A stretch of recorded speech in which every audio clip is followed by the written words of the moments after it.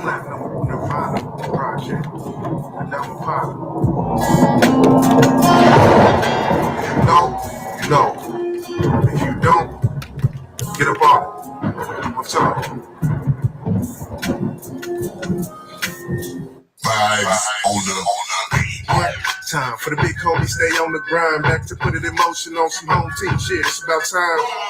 Mix it up and call it gumbo. No MC gusto. Take a seat there in the front row. Started from Genesis, now begin the New Testament. Post-COVID, the most flows focus is J. Cockroach showing evidence. I burn this shit down inside of Inglemoore. Trick queen like a side shit pour, and I make way for it. Feel like it's my duty to speak. Hey, what it do? 5 studio assists. Real rapper on new studio trips. Real rapper takes where real at. I'm thinking parallel. Mind spinning, race to the finish, but it ain't no pill selling.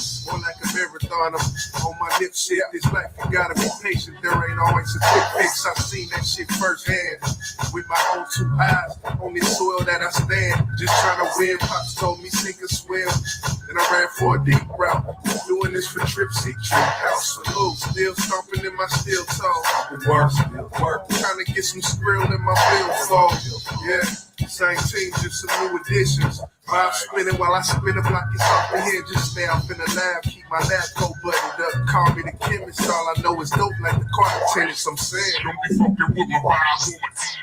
Yeah, now let's get that in order. Rocking the shit since tape recorder. Computerization, this flow was made to order. Based off truth, I fell back, but now I'm back in the booth. Time, what it do? Give me a second, it's about to get critical. This is just one of my rituals. I'm in the author, don't give a single solitary fuck about you niggas like who was you. Like fuck a rhyme, I'm just styling at this point. Playing shooting guard, vibes at point, drawing plays up. Assist the layup, it's Harden and Westbrook. Veteran status, had to get up and get at them. Get 10 chapters, this might be the next book. Let's go. But I'ma leave it at that. If they want some more, tell them run it back. Yeah.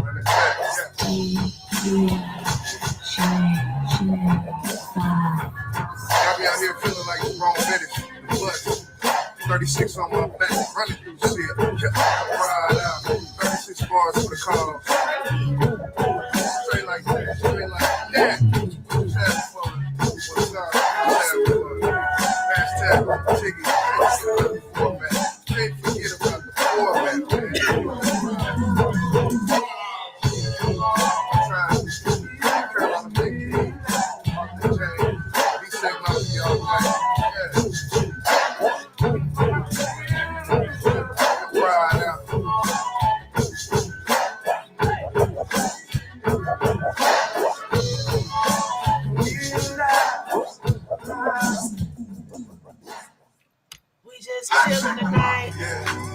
Time pour another shot, catch me on 10, do my dance, it don't fucking stop. I don't wanna talk until sing to me, blow, roll up and then we take off like adios. Sing to me, one time pour another shot, catch me on 10, do my dance, it don't fucking stop. I don't wanna talk until sing to me, blow, roll up and then we take off like adios.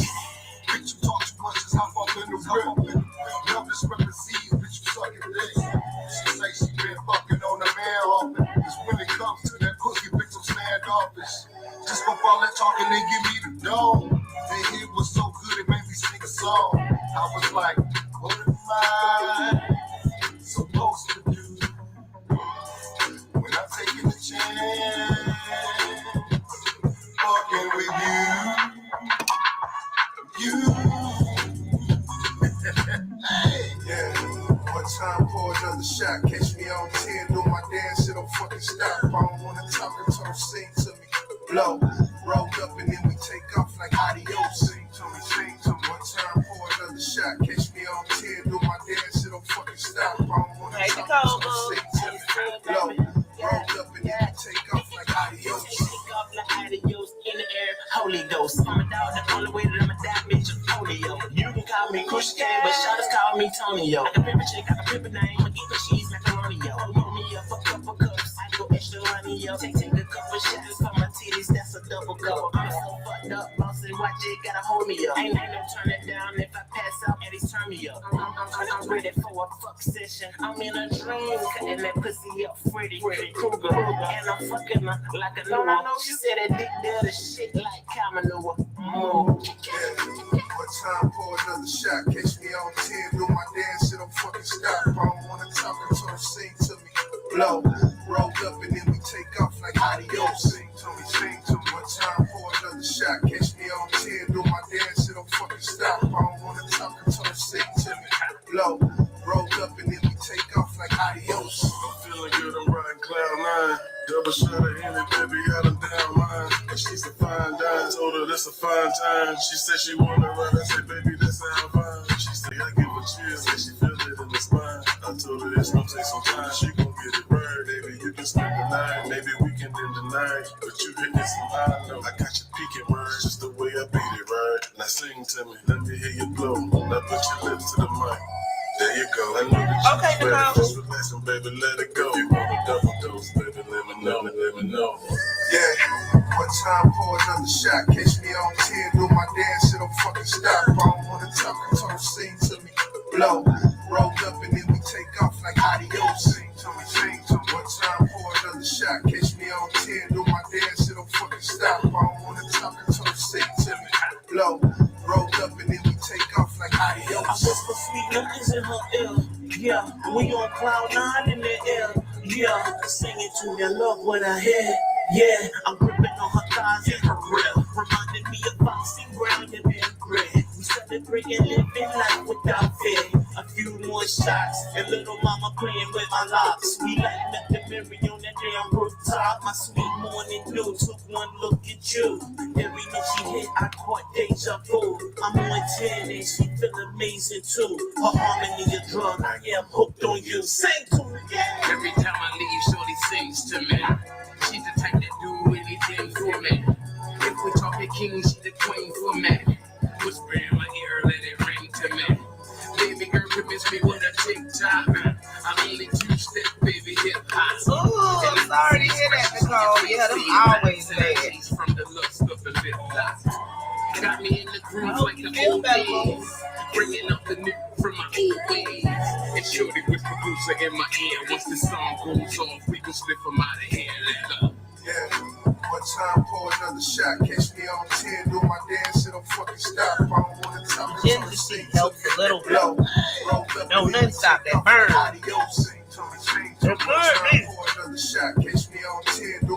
You have to make sure you get the right kind when you keep on all day. It will give you a sinus infection.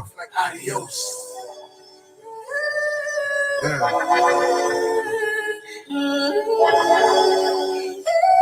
Me say mouth. Right. Black shake the mafia. We're just chilling and chatting, mostly chilling. If you have any questions, put them in the chat. You know how it goes.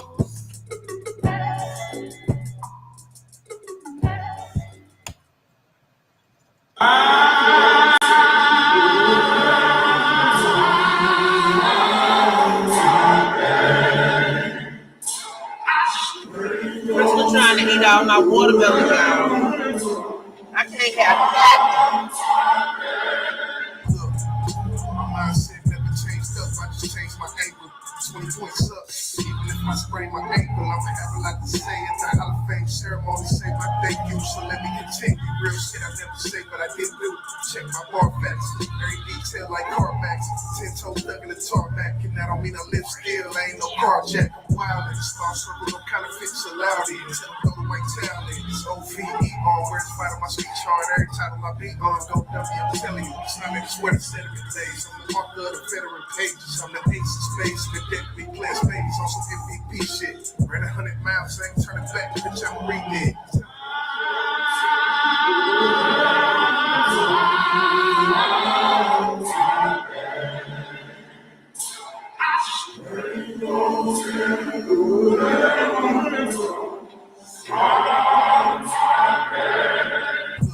Ride to the mat from Vallejo. King shit, call me James Pharaoh. Niggas trash when they start rapping. I throw tomatoes. Nunca fuego. Entonces siempre basura. Tell them like new edition, I cool out. I'm past what I did the last shit about to get tragic. I mash when I hit the gas. Shit about to be classic. I can't stop for Nathan. Speaking to the congregation. Lord knows what I did to advance. Wasn't taking chances. I was like, where my check? Yeah, never needed validation. You can keep that shit. I never needed that. All black tea with a Take your hat, look, I don't even need to rap. I just do it cause I'm dope with it, y'all. My style sorta like coke in the jar. You gotta break that shit down. My 8 bars, too. That's playing on Hello. Arthur James one time. Who is that? Is that Tariq? Hey. Hey, sweetie, how you doing? Good. Yeah, I just dropped something. Mm-hmm. Yeah, I was just I guess I'm off today. That's good. Yeah. How you doing? I'm doing all right. Yeah. How are you feeling after the other night? I was trying to get up there, but they would not let me. Yeah, I mean, ultimately, it's been 20 years, so like something like this is remote, remotely close, to any conversation that any two sides can have. Like, where has it been 20 years? Like, and it's been so long for them that they think that, oh yeah, got something good, but they don't realize that they haven't really dealt with it. We haven't really talked about it. We haven't really put it out. They just act like it never happened and went on about their business. It's, Light said it best, There was 1,000 children. I mean, it was worshiping God. That's how they think. Ultimately, when it comes down to facing all it, when you break down all their defense, all their whatever they holding on to as to conceptualize their reality. When you break it down, they'll just say, "Well, it don't matter. I can worship him," and that's what they're trying. They don't want to publicly do that because they know it's not right.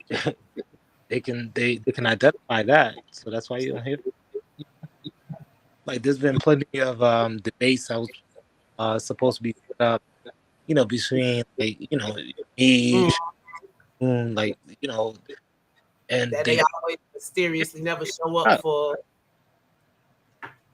They set up all this stuff and they make it a big thing, and then they like disappear in the wind because they know they don't have a leg to stand on. And it's quite sad. You going in and out a little bit, Tariq. Is your signal good? I think, but like say you don't go on vacation or Disney World or whatever, like you're a kid or something, like it's gonna be exciting to you when you go there. You're gonna want to do everything, want to play every game, whatever. Like so it shows that they haven't done enough, like finding out who's involved and trying to reach out and talk to them, like to the point where when they really had the opportunity to talk to somebody, they was just like. They just was rapid fire. It was like they had so much they wanted to so many questions. It just shows that you really haven't, in 20 years, you haven't walked a path where you got. Here's the thing with that. I was in that room, and the stuff that they were questioning you about is all that misinfo that they put on those Nuwapian websites. Yeah. It was nothing outside of that. But then I feel like it was a setup because 3-4 days before that, Uma wrote a poem saying that her father was guilty. For them to get up there and act like he's not, or some kind of conspiracy, is very duplicitous to them because they know. And more importantly, it's documented. So like, everything is documented. Like, because at the end of the day, they want to say, the recantments, but like the recantments is, like this. Okay. If I say something never happened, you can say that is a form of recantment, but a recantment is a recantment. Like a bumper to bumper in a total car is a form of accidents, but they can have different degrees. So it's like when you say recantments, you're trying to paint a picture, because when you say a recantment, you're making it seem like a recantment. But it was clearly a case of witness tampering. It wasn't recantment because they that's my point. That's my point. Yeah, that's my point. Is like they're trying to put it under that umbrella, because it's like nothing happened with either or any of one of those scenarios. but something happened when I told the truth. You know what I'm Yeah. saying? Nothing happened when I told a lie. You know, so like, and then they like the ideology is that they'll take my word when I'm saying recantment, but they don't take my word when I'm saying like this happened in the truth. So it's like you can't pick and choose. Like if you're gonna take my word for something, then you can't say, "Oh, I'll pick this one and not that one," because Because I'll like, yeah, actually didn't recant, then that would make everything that they've been spouting off false. yeah, yeah. But yeah, I guess some people are not really familiar with the conversation we're having. But at the end of the day, if you're familiar with the Nuwapian people and trying to free York and all that, then you're pretty much on the same page. You know, it's been 20 years and they're still trying to free this man under the what they would like to, cushion and cushion themselves in the ideal that he's innocent. Under that guise, and the time is coming to the point where it's just like after 20 years, you got to start considering the people that's still supporting this man. Yeah. Like, Because now, yeah, it's going to a whole nother place. Yeah, all of them running around Uma and Phase One and Prince York. They all trying to kind of jockey for position. Yeah, like they want the heir apparent. Phase One, right? Remember Phase or Divine, as he kept being called. He's 23, so that means he was born in like 2001 or something. He even younger than Prince York then. Yeah, like your So guy, like you heard when he found out Nikki was my sister, like he had a revelation. Like that in itself tells you don't know what you're talking about, because if you read the transcript, you would have known that was my sister. Because in the transcript, we have to say who we are, is that your sibling, what names you went by, and you would have put those clues together. And that's why they trying to get everybody to get those court statements taken away, so they can't see the actual ages. Yeah, because they want to always say there was no children in the case, but they don't understand that, you have what I understand is like 7 years for statutory limits to take effect. You know what I'm saying? So if you were 7 and then if you were 14 when you told it, that means you were 7 when it happened. If it was at the end of the statute of limitations. Yeah, and then even if like, because I was 17 when I was in court, so like you take 7 years away from that. So if everything that went beyond 7 years would have been statutory limit. Everything that happened before then would have been accountable, And like for instance, my sister, she's older than me, so then her limits had passed, and her testimony did not add to charges. What it did was just correlate it just correlated the information. It established a pattern. Exactly. So like everyone, all the hits, all the damage that he could have got, he really didn't get because the statutory limit had passed in that case. But some of us, it was still within that range, and as long as it happened within that time, it's admissible, per se. Like they're not really like like I feel like some of their parents have been feeding them this Wonderland story for 20 years. I mean, it's obvious, no other way, because their defense is like, when they always say hearsay. And then so you have, when you look at the mirror, you have to say that, okay, you was born in 2001. Everything you've been told by somebody, so that is hearsay. So you cannot, like, you shouldn't be able to just, you shouldn't say out your mouth hearsay, because that applies to you.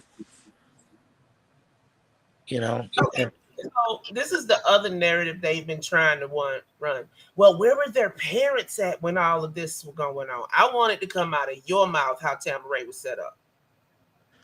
Yeah, I mean, there was no children that lived in a house with their parent unless it just happened to be 30 people in the house and one was a parent and a child. You know what I'm saying? So they had those coincidences, but the majority, there was like families were separated. The boys lived in one house, the girls lived in one house, the men lived in one house, and the women lived in houses. Like it was sectioned off. It was like a barracks. Like you had to you had the barn, right?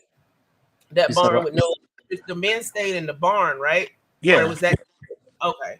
Yeah, they stayed in the barn and they had like a few trailers, but The trailers could fit like, between 3 to 7 people, and the barn could, fit a lot more. So like we had like about four trailers.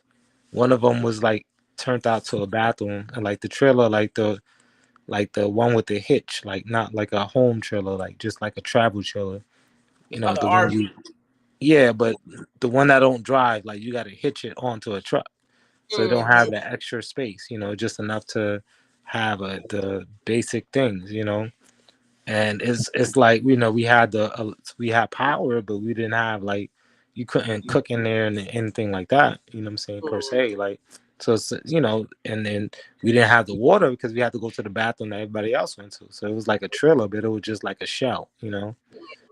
So let Yeah. me ask, did y'all eat communally, or did Well, y'all not just prior to the barn. As a child, we ate communally. Like, we all ate one time at that time, not one time a day, but like we all ate together. Like when the food was done, it was for everybody. If and it was like, yeah, go like ahead? we'll save you a plate, but if you wasn't there, like you going You you wasn't you gonna eating. miss out. Yeah. And if So, and you it did, was basically rice and beans and I mean, like more than 50% of the time, yeah. I mean, that was the staple. Like everything else was like different than that. it was just like a treat. Yeah, I mean, it's, rice, beans, maybe vegetables, oatmeal, cream of wheat, Vitina, bread, like, chicken was like the meat choice of meat, chicken, fish, but it wasn't like, it wasn't like, and that's a diet. That's you can survive off that. But it was the way it played out is not just, it's like you could say like that's what you need to survive, but that's not the only issue. You know what I'm saying? There was so many layers on top of that connected to it, and including with that was the process of feeding the people. And it wasn't perfect. You know what I'm saying? And at the end of the day, they want to say that we was on the live to eat diet by the Nation of Islam, but at the end of the day, nobody would be praising the diet that we had there. There would not be I saw necessary, yeah, that. without saying it kept us alive. Yeah, I saw people in the chat, and I was like, they couldn't have been on Tamaray, because they was like, Tamaray was a paradise. We were never hungry, and this, that, and the other. And I'm like, I know that's a lie. But Yeah, I mean, you didn't die of starvation. Yeah. yeah, I was on the edge, but not all the way there, but just bad enough that don't nobody need to live like that.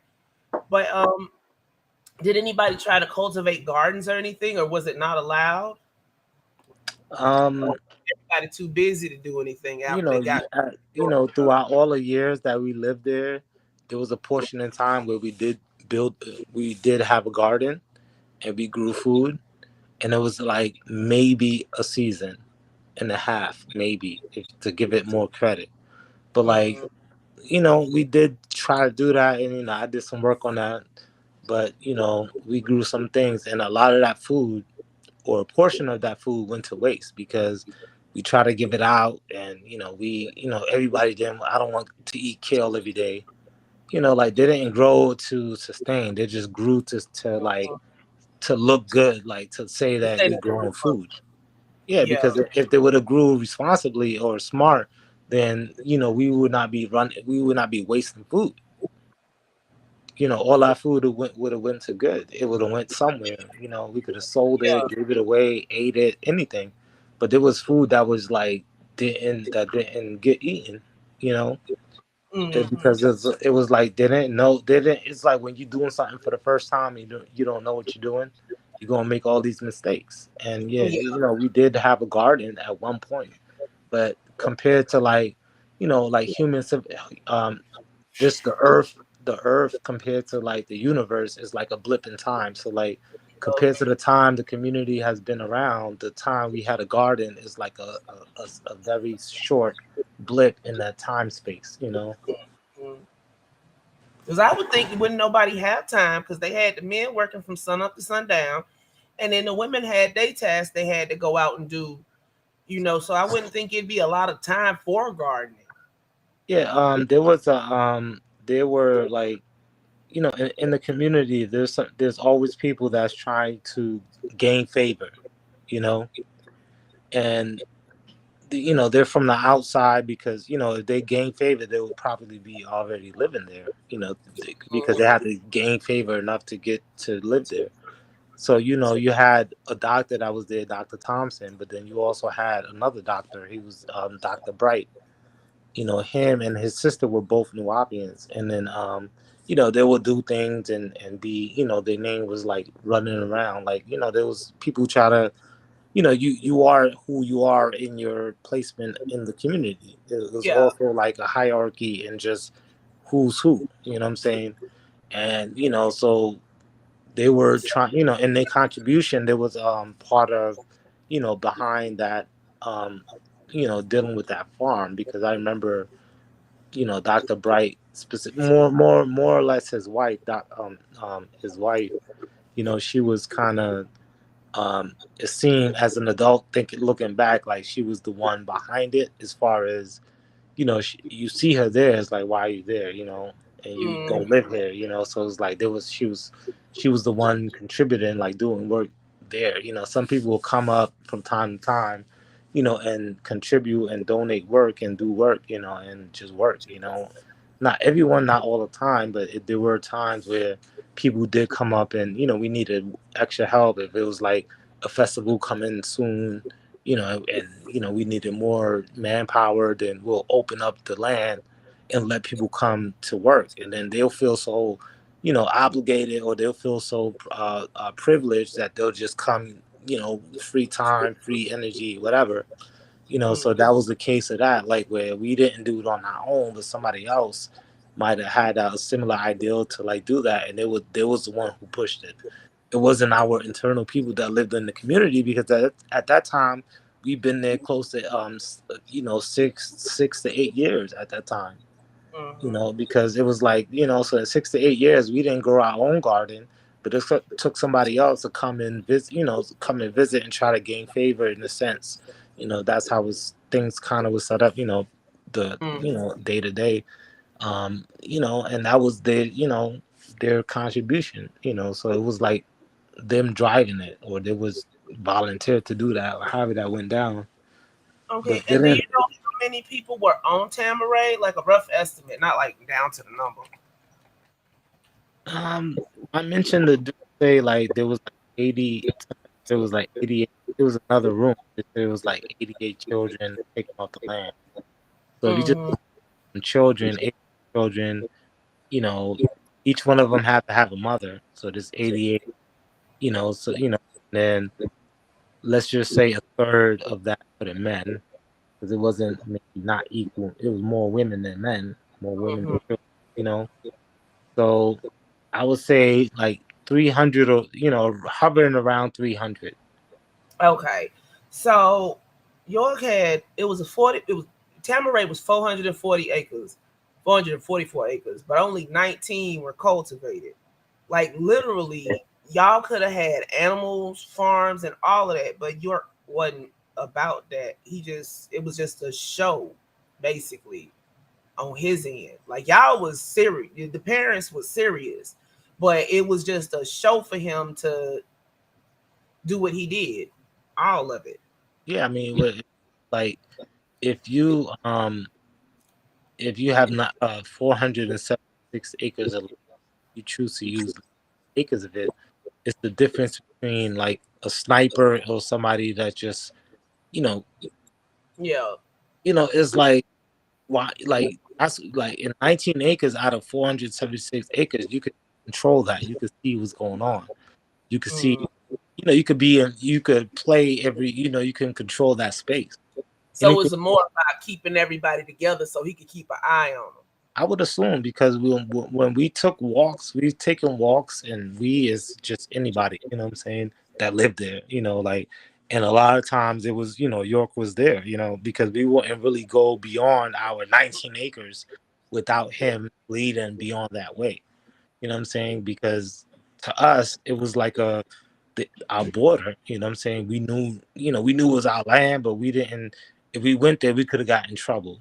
So we went there on our own. We snuck out there, but it's not like it was considered outside. It's in a sense, even though it's still our land, because it's like we haven't explored it. We're not familiar with it at the time. We did go out there and whatever, but like we have to do that. Like, from my understanding, it was all pasture land, farmland. So that means it was just flat ground, basically. Yeah. Because, like, if it was wooded, I could see. But he bought 444 acres of prime farmland and did not farm. Yeah. It just boggles my mind because I'm from Georgia. I'm like, how you do with 400 acres? A whole hell of a lot. Yeah. So, like, take you probably, I mean, maybe an hour to go, a decent hour to walk from, one end to the next. And that was the area that y'all was allowed in the 19 acres. No. This is like maybe the 400 acres. Because I remember like 3 lakes on the property, and like we used to, from not all the time, like it's been time we went to walk to the 3rd lake. And it's not like it's a good journey. It's like it's not, you gotta walk, you know what I'm saying? So I don't know if that's the end of the property or not, but like it's within an hour walk that you can get there, you know what I'm saying? So it's, but if you like if in the front of the property, you don't know what's going on back over there. So in that question, it just made me think that we didn't really develop all those other acres because of the result of everything that happened. Reasons show tell that he couldn't control anything beyond that border. That was his range of influence. Because in New York, like everything was close. You have the people living close, even in the city. Apartments, they was all in the same building. Yeah, and close buildings in the same area. So it's like maybe that could be it, because we had the capacity for families to have some type of something different than not living not we had some capacity. We had the capacity for it. So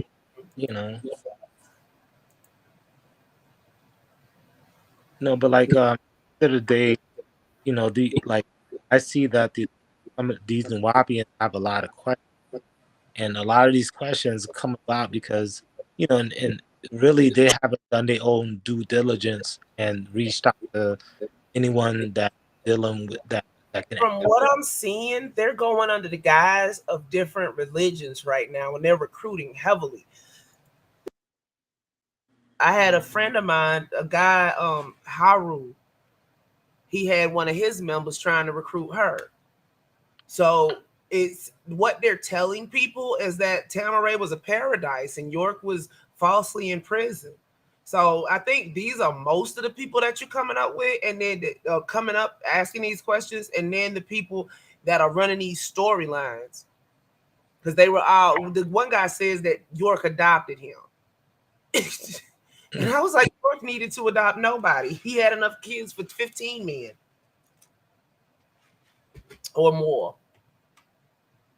And sometimes that's not a good thing, Not. Because those are the people, there's many coincidences of those are the people that were victims, Yeah. Because he wanted to be closer somehow. So like, like that's the thing. Like I feel that, at this point, 20 years later, if you just break down their defense, because they have a defense, they always have an answer for everything. Why did he plead guilty? Is because of this. Why was she pregnant at 16? Is because of that. Did he have a rape charge? He had kids with her later and married her.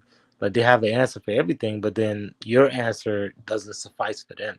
But then they can have an answer. Why did he plead guilty on video? They have an answer. But then when you have an answer for something, it's not good enough for them. But then, it's like how many, it's just like like your doctrine, like 360 questions to ask somebody. You always have an answer for something. They You know, know. They know. These are the lies they tell so they can keep doing what they're doing. They completely and totally brainwashed still to this day. yeah, yeah. But I think that by breaking down their defense, then what are you left with? You have nothing else to. You can't say nothing else. You can't say this. Like you can't respond no more because now you just have to break down the defense. When I in the clubhouse thing, you know, the 23-year-old kid, he said, or somebody's no, it was a lady that said that somebody said my mom and Jacob had a halfway house in Miami. You know, he They didn't just make know. it up now. Just Yeah, and it's like that just shows you without, you know, there's people that's familiar with the case, and that just shows you that you don't know what you're talking about, and you're representing your clan or your village or whoever your tribe, and you're speaking for them, and you're saying things like this, and it's just really nobody's questioning that, but it's like when you question, like, hey, look, why are you saying that my mother and Jacob had a halfway house in Miami? Because now all that tells me is that you're confusing your conspiracy with the trip to Miami, where the conspiracy started. Now, if yeah. you had a halfway house in Miami, why would you need to make a trip to Miami? You would just go out. You're not making a trip. Making a trip is like you going out of town. So it's like Yeah. that just shows you like you don't really know what you're talking about. And then he didn't know who my sister was. It's like that just let me know you don't know what you're talking about. So then you just really disqualify yourself because you're not accurate in your statements. You know what I'm saying? But then now they say that there was 7 witnesses that was on that trip to Miami that saw the conspiracy.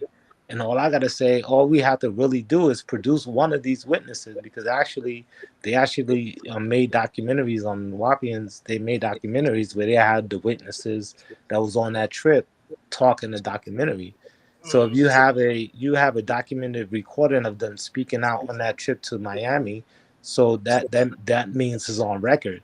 So that means that it shouldn't be far fetched to produce them right now in 2022 and have them confirm your defense. You know what I'm saying? Because that's all it really takes. And I asked a lady, does she know any one of these people?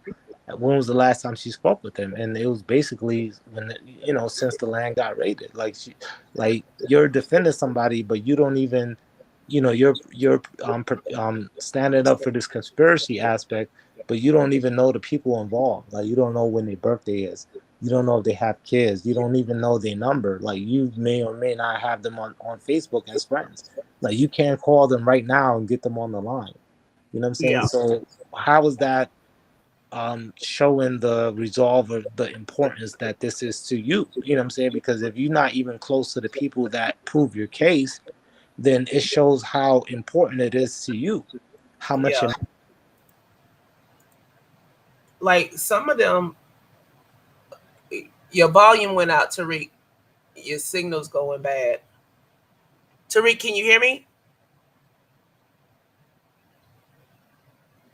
Your volume's out.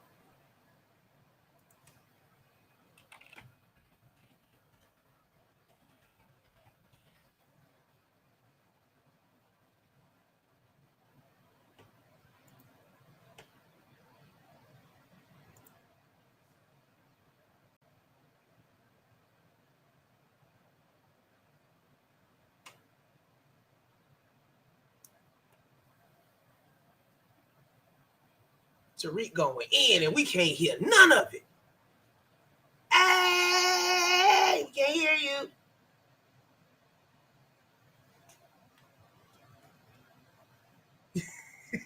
My bad, y'all. There you go. You were going in and we couldn't hear none of it. I had to cut on the camera with my bonnet. Can you hear me now? hello? Yeah. Can you hear me now? Can you hear me now?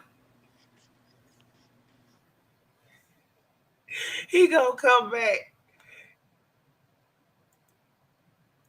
Yo, I'm sitting up here waving. Okay, there you go. Okay. Yeah. Yeah, I don't know where I caught off.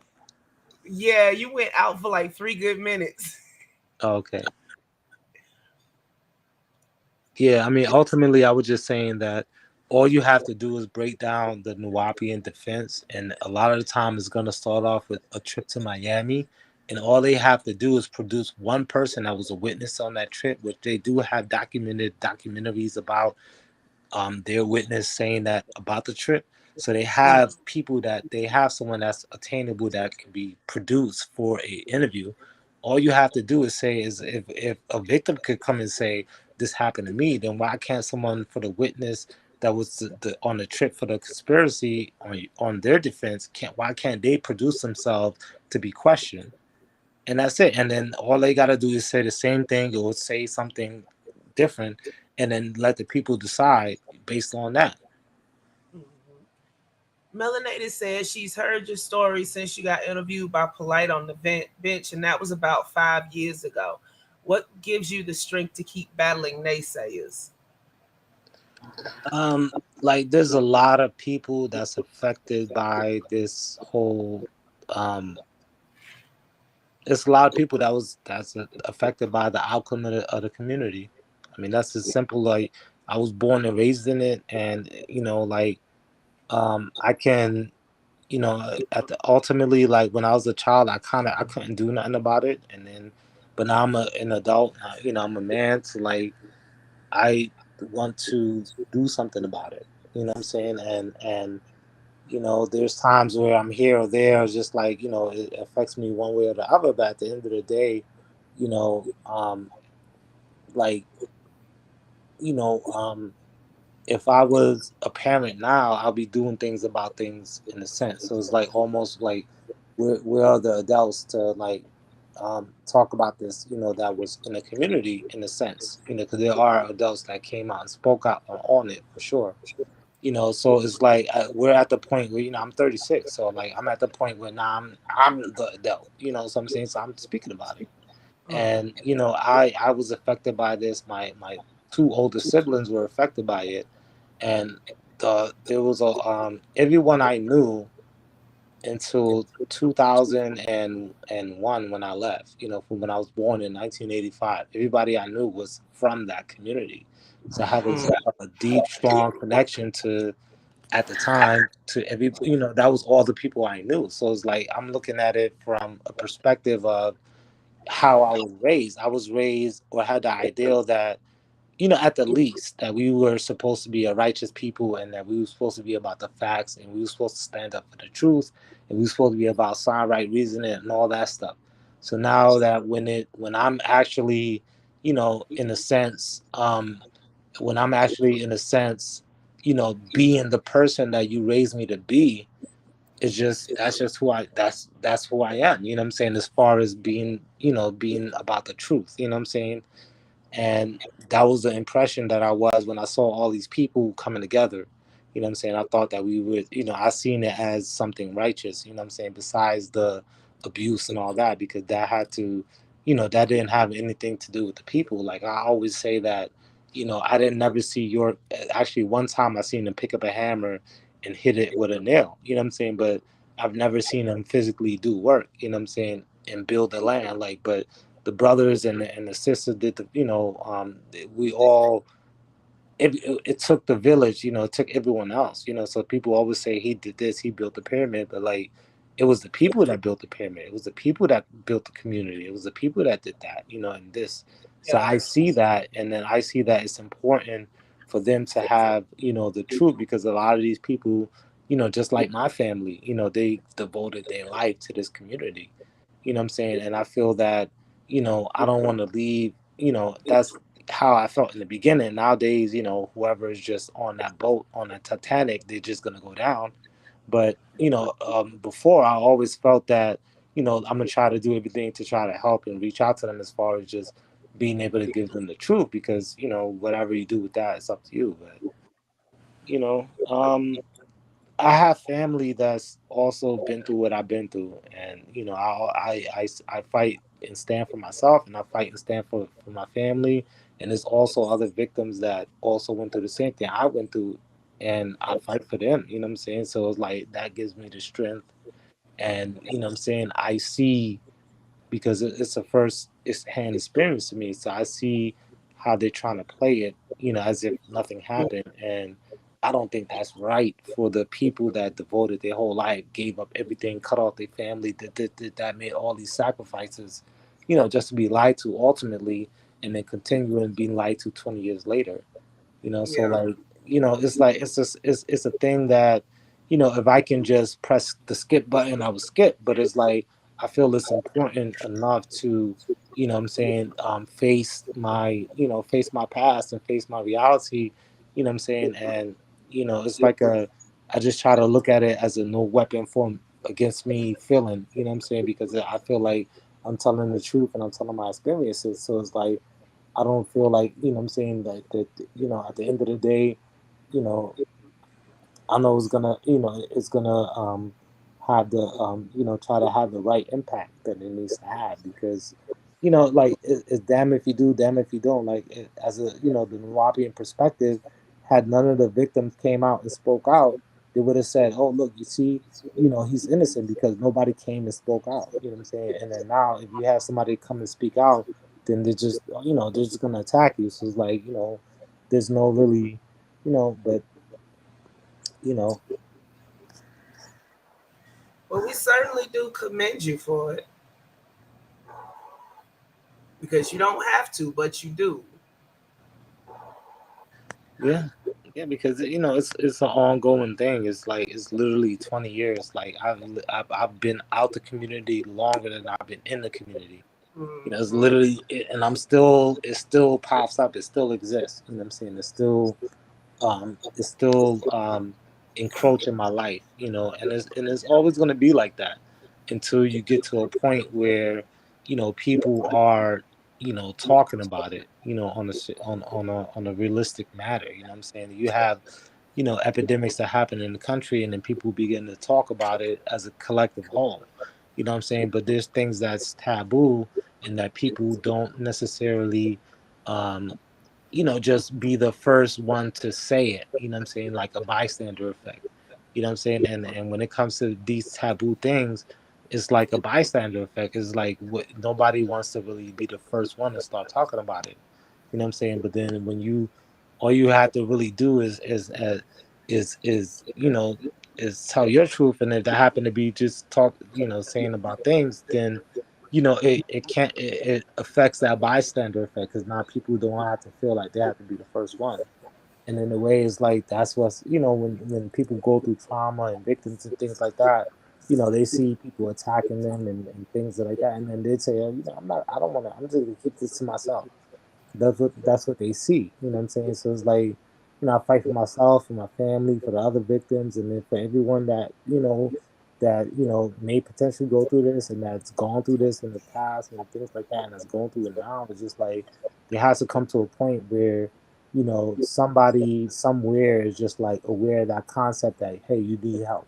You know what I'm saying? And you know, if we can break that taboo, then we can get to that point where we could just have these conversations and not care about the particular dynamics of it, because people's gonna want to go back and forth, you know.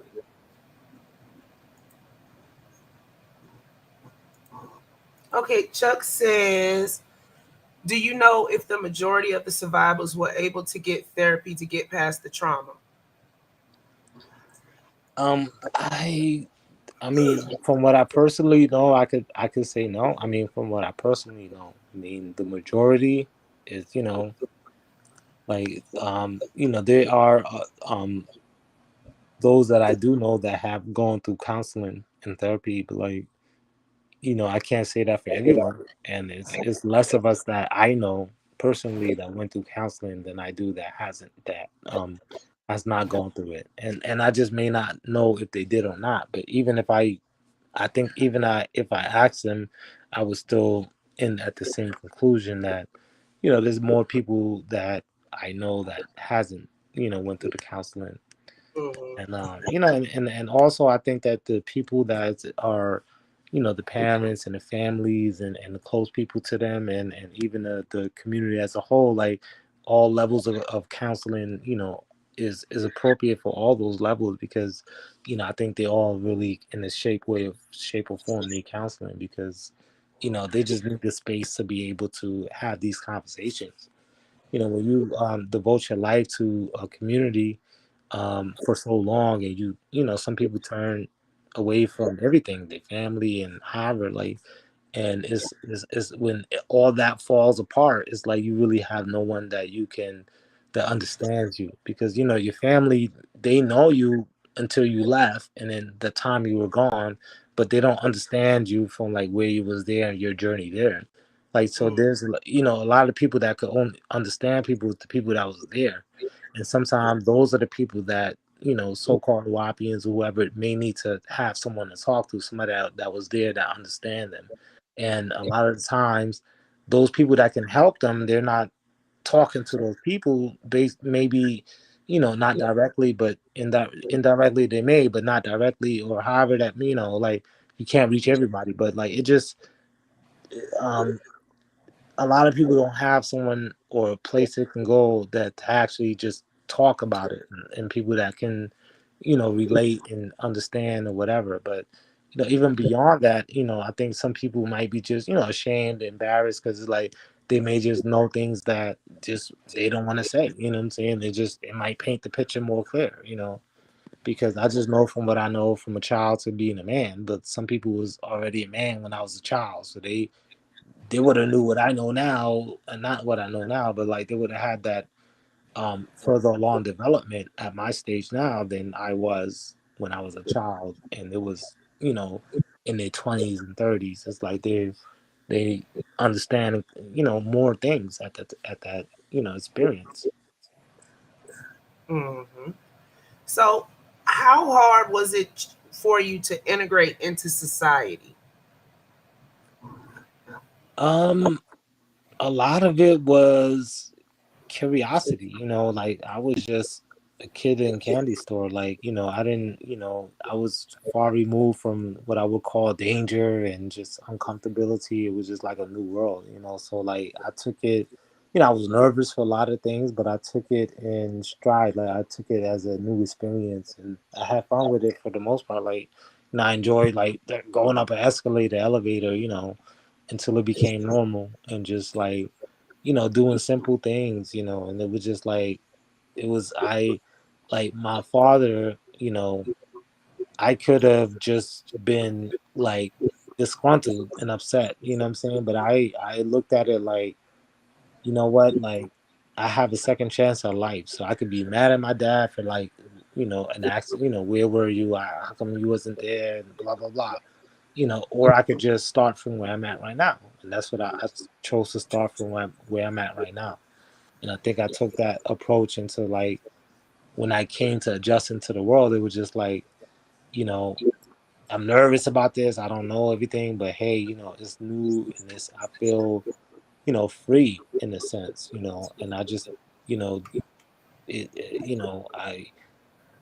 it made such a difference in my, because it's like I didn't have that before. I didn't have the freedom to express myself, to think, and to, make my own decisions, and to, and those things are, very important into, creating the person you going to become, because you ultimately going to need to make your own decisions and, make your own path in life, so not being exposed to the reality of the world is a hinder of that, so when I left that place, I just went through so much that everything else was just good, like if it was a building on fire, like, I would watch the firefighters put it out and be like, that's, I'm glad nobody got hurt. It's just like everything would be just new and experienced. Like it's not no like, oh, this is every day. Here's another shooting. Here's another this or that. It's just like everything was new. Everything was like I just started over, like because I felt like I had a second chance at life. Because I knew nothing else other than the community. Yeah, there's a lot of ways to look at it, but I'm glad you looked at it that way. Did you have any problems with like school or anything when you got out? Well, just with the records, like, cause I had no records, so like they didn't know, like, okay, I had no school records, so like I couldn't, when I went to the board of education, it was like, okay, well, I was supposed to go to 10th grade based on my age, but I had no school records, so they was like, well, they were stuck, they didn't know how to proceed, so it said, you have to get some type of record, so I went to like a homeschool through the mail, and I took a they didn't, I had no records for them, so they was like, because they wanted records too to see what type of grade of work to send me. So they say, okay, well, we'll just send you from our beginning of high school, so it's just like 9th grade. So they sent me 9th grade work, and I did the tests, and then it got sent to the I got graded for it, so now I had a document from homeschool, so I had some type of paperwork. And then when I brought that to the board of education, they said, okay, well, this is 9th grade work, so we're gonna send you to 9th grade, But I was supposed to be in 10th grade, but then I had never been to a public school, so I was like, hey, let's do it. I didn't mind, starting from Mm-hmm. then because it was a new experience. So then I just, um, I just came in just like, um, you know, everything was that's how I actually started going by Tariq, because my name is Tariq. And then at the first day of school, my teacher, he was like doing roll call, and like you have to stand up and say something about yourself and where you're from and all this. And she was doing that for the class. And then when it got to me, she kind of paused and she was just like, Tariq, well, and then I was just like, here, you know. So that was one of the first times I heard a different pronunciation of my name.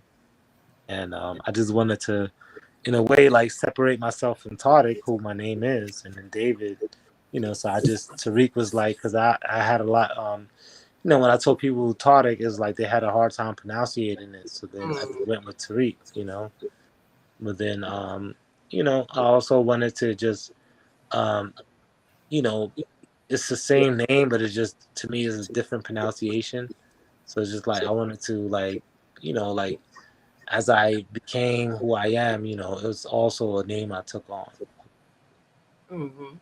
So Melanie has said, have you ever been physically assaulted after revealing your story? No, no. Okay.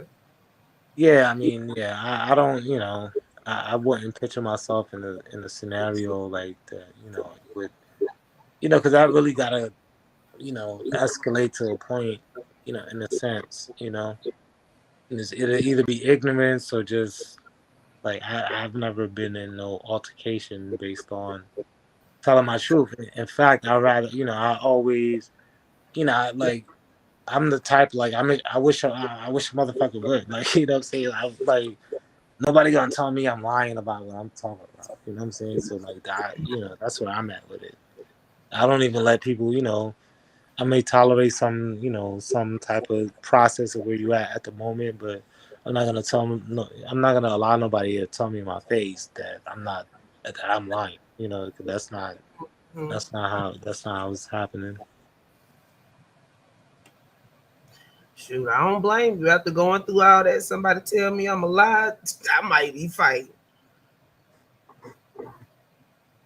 Yeah, I mean, because you got to really think about what's behind that statement. You know what I'm saying? Because you're not, you're saying someone is a liar. That is like you haven't talked to me one on one. You haven't, like, you may or may not know me. You haven't done your total research to know everything and be able. And then that would have shown because you would have been out here talking about it. You would have had a name and be like, okay, this person is talking about the case and such. Like you would be someone that, hey, let me talk to this person or respond to this person or whatever. Like you would have, you would know what you're talking about. So like half of these people don't, most of these people don't know what they're talking about. That's how come you don't really have a name from somebody that represent York, except for like a lawyer or him himself. Like it's just no, you have polite, but then what happened with him? It's like you don't really have nobody you could say that.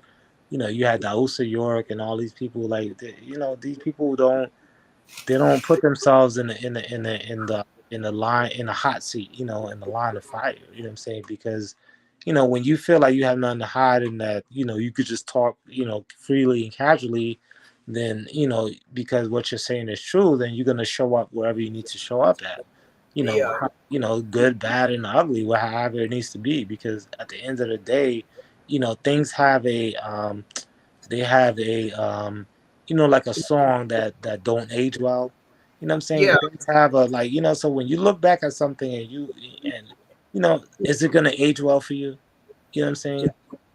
It's not Mhm. going to age well for you, because it's like when you don't have the facts and the truth behind you, it doesn't age well. You know what I'm saying? And it's a big difference, because there's songs that's just timeless, and that's like the truth. Is like it's always going to stand the test of time. But your lies is going to be here and there, and it might have a magnitude at one time or intensity, but when it stand the test of time, it's not going to carry that same weight. You know what I'm saying? So when you hear things back from a different time, you might even be in a different place than you were today. You know what I'm saying? And you're gonna hear it different. You know what I'm saying? It's not gonna stand the test of time. You know what I'm saying? Yeah. So I don't really worry about all the, you know, people attacks and this and that. I just think it's as simple as, if we answer your question, and then let's ask you questions. You know what I'm saying? Because that's all it goes down to. Because But they don't want to answer no questions. yeah, because you think that you're bringing all these facts, and you think that you know what you're talking about, but is it really gonna hold up? You know what I'm saying? Because people are trying to um hold court in the public. Like, you can't hold court. You know what I'm saying? You can Yeah. ask a question, you can have a dialogue, you can get to points and facts and do this and that, but you can't read. Like, you having a court on YouTube is not gonna get your free. No, at all. Like, you have to make your point Does do. concise and clear and all that, and all we have to do Yeah, is but break that what down. it does do for them is allows them to get an audience to hear how they say all this stuff was great and it was just a government conspiracy as to why it's not going on anymore. So for people that don't know, that's dangerous because they getting sucked up in this stuff all over again. Yeah, I mean, unfortunately, they say a fool is born every day, but it's just it's all that means is that you get them before they wake up and be able to sift out the BS. You know what I'm saying? Sift out the cons and all that. You get to them before they reach that point in their development. You know what I'm saying? That's it, like a fool is born every day. So they reaching these people. It could be younger, it could be naive people, whoever. You know what I'm saying? But they trying to reach these people before anyone else gets to them. You know what I'm saying, so that they can influence their mind, and influence the narrative, because all they want to do is get you to the point where you're not asking the question for yourself. They want to get you Mm, to the point where, if you don't believe me, you check it out, and you just stop checking it out because you believe them. the That's the same point. Yeah, that's people. the point they want to get to, because they all gonna say the same story, and then when they're saying the same story, they be saying different stuff. Because I heard three different reasons why York pled guilty. I've Yeah, heard that the women were being held hostage, and held, and they was going through the same torture, and he pled guilty to release them. I've heard Uma York say that they had a lot of his kids in foster care, and it was threatening to keep his kids in foster care. I've heard people say that he was being tortured. Those are three different stories. yes, it is. How old is Uma? Do you know? She said she's 39, and I think I'll be 37 this year, so she's like 3 years older than me. She's within Mm. 3 to 4. She was born in the 80s, so Was a kid. 1980 or 81. Yeah, so she was a kid too when this all went down. Yeah, because she thought I was a kid, and she was just Cause like, well, by the yeah, time she realized she's only 3 years older than me, or maybe four, 3 years older than me, then she was just like, okay, the perspective came in, because it's like, like, as much as you're older than me is as much as you was not really on the land. You know what I'm saying? Like, you came, like, she even said it herself, like, she came at, she was in Brooklyn. Yeah, she wasn't upstate. She said that, and she was on the land for a short amount of time. You know what I'm saying? That land was out there practically 10 years. You know what I'm saying? Out of those 10 years, maybe she been there a year. If not, I'll give her a little more. But she can't yeah, say 2 years. She can't say 3 years. She can't say 4 years. But So it's all the yeah. younger children that are coming out, the ones that weren't even adolescents when York went to jail. These are the ones that these older members are going to and having them sit up here and put out this BS. Because I heard Prince York say, we have the unsealed transcripts or whatever. I was sitting up there like, boy, oh boy. And then that fake paralegal they had up there reading off that mess. Yeah, and I think at the time I was just saying like nobody talks like that. Like, who do you know that actually talk like that? Like that, the Yeah. way what she was reading sounds like a court document, and it makes sense to put it in that phrase. But if it's me saying that this is nothing happened, it's a conspiracy, it just like for me it just sounds off. It's like I don't talk like that, and then it's like forget me just making a statement saying nothing happened. Why don't I just reveal the whole conspiracy? If there was a conspiracy, shouldn't I have been the mole, the inside man? Now that you got me to recant, Yeah. shouldn't I have had the bombshell, the nail in the coffin, the mushroom cloud to expose the whole conspiracy, the whole Miami trip, the whole everything that you're saying? Why am I just saying nothing happened to me as opposed to the conspiracy? Yeah. Like that don't make sense.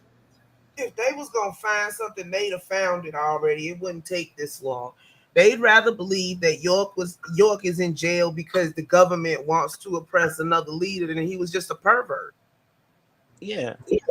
But then, like, let's just say their logic is that I recanted, right? So if I recanted, then why did I not expose the whole conspiracy? But everybody, they all know that they tried to set y'all up to recant. That wasn't even recanting. Yeah, That was witness tampering. exactly. Because there's no document, there's nowhere in court that you could show that you could say recantment. You could say it's a form of recantment, but it's not recantment.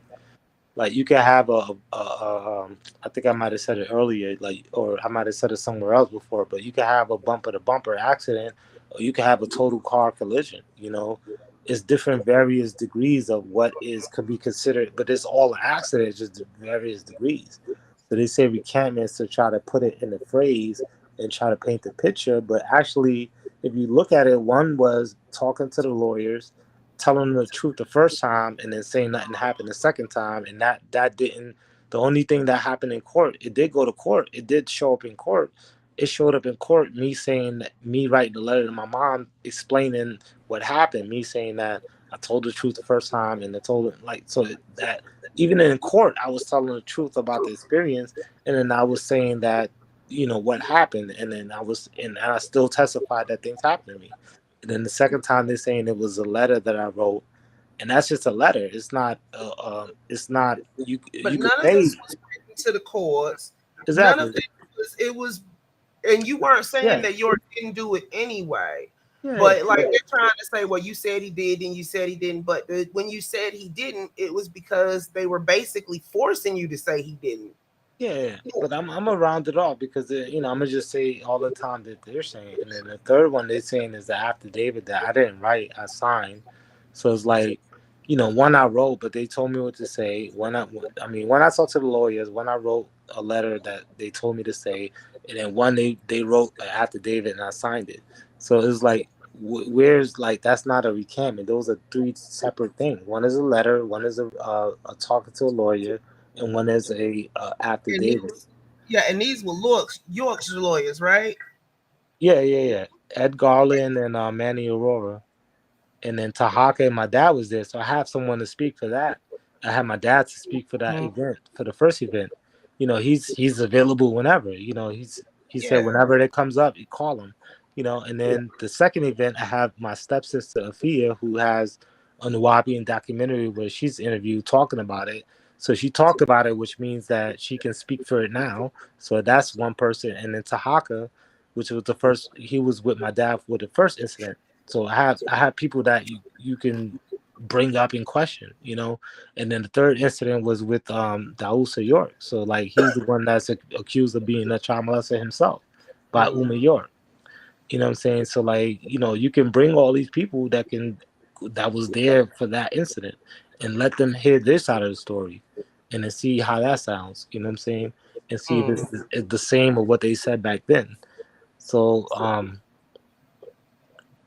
like the thing is that, but with that said, you know what I'm saying? Now that you want to point these things out, then we could point out, well, York pled guilty, and then of course they're gonna have an answer for it because I have an answer for why I pled it, why I said not, what they say in recantment. But so it's like it goes both ways. So like, are you gonna, if you're gonna use my recantment and then use York's guilty plea, then that cancel that it cancel each other out because you can't expect yours to stick and not his to stick. Because I have an answer for mine, he have an answer for his, so to speak. You know what I'm saying? So it's like you can't, that's not gonna hold because it's just what I saying and what he's They what he's can't hold you to standards that they won't hold the person that committed the crime to. yeah. And then at the end of the day, like they're taking my actions and my words as what they consider true. And then I'm speaking in the current, in the present, and this is what I'm saying today and continuing. You know what I'm saying? So you can't take what I said years ago and not take what I'm saying now. You know what I'm saying? It just doesn't equate. You know what I'm saying? Because all that shows is that you're picking and choosing what you want to believe. And if you're gonna do that, then you're not really somebody that can represent anything honorable and true. Because all you really got to do is ask the person, okay, yesterday you say you didn't take the cookie from the cookie jar. What are you saying today? You know what I'm saying? Because if it's the same as what you said yesterday or different, then you may or may not have to question it. But ultimately, it goes into what's happening today. Because yesterday is yesterday. You know what I'm saying? Like somebody could lie for a long time and they tell the truth eventually. So it's like up to the point when they tell the truth, that's when it matters. So what are you saying today? What is your stance today? This is my stance today. So when I ask you what is your stance today, you're gonna go to the conspiracy. The conspiracy is the trip to Miami, Jacob York, my mom. You already showed inconsistencies with saying that my mother and Jacob had a halfway house in Miami when that's not even true because why would you make a trip to Miami the way you narrated it if you have a house in Miami? It don't make sense. And then you don't know that Nikki Lopez is my sister, then that shows you didn't do your research. And then I didn't volunteer that there was more than one, more the number of what they say recantments until it came up when they asked me how many recantments. Then I said 3, but I'm not gonna do their research for them because it just shows you that they don't know what they're talking They about. don't do any. They And then just listen to the people around them and go with that. Ooh. yeah, and then they try to turn it around on me like, oh, you said it was 2, but it's 3. Like I didn't say it was 3. I didn't say it was 2. I didn't say anything. That's what you're saying. If you're saying two recantments, that's all the research that you came up and heard about. You didn't do your due diligence because it's on a video with my sister is saying I wrote a letter. So then that would be the third one or the second one, and then the third one is the affidavit. So you would have to know that you would have to done your research to know that. So you know what I'm saying? All that really just proves my point that you don't know what you're talking about. You know what I'm saying? So yeah, so bring me somebody that was a witness on that trip or who testified in court, or bring me somebody that was there and that saw something. Because if you was not there and you didn't see nothing, then you don't qualify to speak because you showed examples that the people that are speaking is being inconsistent and saying things that they do not know and finding things out on the moment, things that they had 20 years to research. You know what I'm saying? If I had 20 years to research, particle physics, expect me to be very versed at particle physics. I had 20 years to do it. And if I'm not very well versed, then I'm just a piece of shit. I didn't do my due diligence. That's enough time to do something monumental. So there's no excuse that you don't know who my sister is. And then we're all in the case. When we're in the case, I have to say all my names, all my sister's name that They they go haven't read by. the transcripts at all. Yeah. But I don't know if you paid attention to the chat in that clubhouse room the other night, but they were trying to run a narrative that you were trying to get revenge on York because he is not your real father. What do you say to that? I mean, that like what do you want me to say? Like, I mean, not you, but like he has 2 kids by my mom. You know what I'm saying? Like, if you look at a regular household, if somebody go with your parent and have children by them, like they with, like that's your family. Like, you know what I'm saying? I grew up as his child. And then, when I was getting older to the point where I might have had doubts, he was having children with my mother. So it was just like, those doubts just went away. You know what I'm saying? So like I didn't know until I knew that he wasn't my father. You know, I just grew up in a family. Like that's that. You know what I'm saying? There's no other, you know, I didn't know. You know what I'm saying? So like once I knew and found out, then it was just like, you know, I felt like, okay, I could find myself, I could find out who I am, because it felt like, you know, a part of me was missing and I could find it, you know, and you know, bring that part of me to myself, you know, and find out who I am. And, you know, so like, you know, if anything, all it did was make me speak out more. You know what I'm saying? Because when he was my father, it was a complicated situation to talk about. You know what I'm saying? But now that I know I have a father somewhere else, then it's like the Because I think protection shifts. You know what I'm saying? it It's would like, seem to me that it would be more of a relief that York wasn't your father, yeah, considering what he did, absolutely. than for you to be sitting up here wanting him to be your father, knowing what he did. That don't even seem right. When you found your real father, so that would have just, Yeah, like when I found out, like I mean, I cried because it was just a shock. It was just like it was my reality shock. You know, I found out. You know what I'm saying? So I cried, but I was hurt and I was happy at the same time. I was happy. You know what I'm saying? Because I realized that my father did not abuse me. You know what I'm saying? My actual father did not do these things to me. It was some other man. It was some other person. You know, like and it. You know that means a lot. You know what I'm saying? Because if I have to live with the fact that my own parent that birthed me in this place did this to me is different than, you know, Malachi York who was my father. You know what I'm saying? You know, because I can now just I now know who, you know what I'm saying? I know that, you know, I have that, it's a relief, you know what I'm saying? Because I can get to know my father. That's why another part of I why would think so. You don't have that father son tainted relationship, that father son relationship tainted with any of that stuff that's going on. yeah, Like, absolutely. was he a member and just wasn't allowed on the land, or Yeah, was he was a okay? member. Yeah, he was a member. I mean, you know, ultimately he's available to speak, you know what I'm saying, for himself, you know, now in Mm-hmm. the future, you know what I'm saying? But he lived there, he was a member. That's how he met my mom and that's how I was born and all that. My dad had 3 kids in 1 year. He got 10 kids, you know, and I was one of the last of the three that he had in 1 year. So, I mean, you know, that's I wouldn't be here otherwise. So that's where I come from. But you know, if I didn't know my father, I would have told you I came from the community and York was my father and blah blah blah. You know, now I know who I am. You know, but it makes a big difference that for me, and it was a part of me like looking at life optimistic and looking like, you know, instead of being angry and mad at my dad, you know, just being optimistic about it and saying, hey, let me start where we at right now because I already know, you know, everything is so I know what it means to be in the community, so I know that everything which is so many, you know, the crumble of pieces is just so much that it's just best to start from where you at as opposed to trying to The pick start up those pieces, you there. know, because I could be bitter and upset about all that. Where were you? How come you didn't find me? This and that, but it won't change the fact that my experience was my experience. So I'm just, so that, so then, that helped me just to, open up and get to know my dad and get to have a relationship because, I'd rather have that than to have the dad that I had in the past. I do not blame you.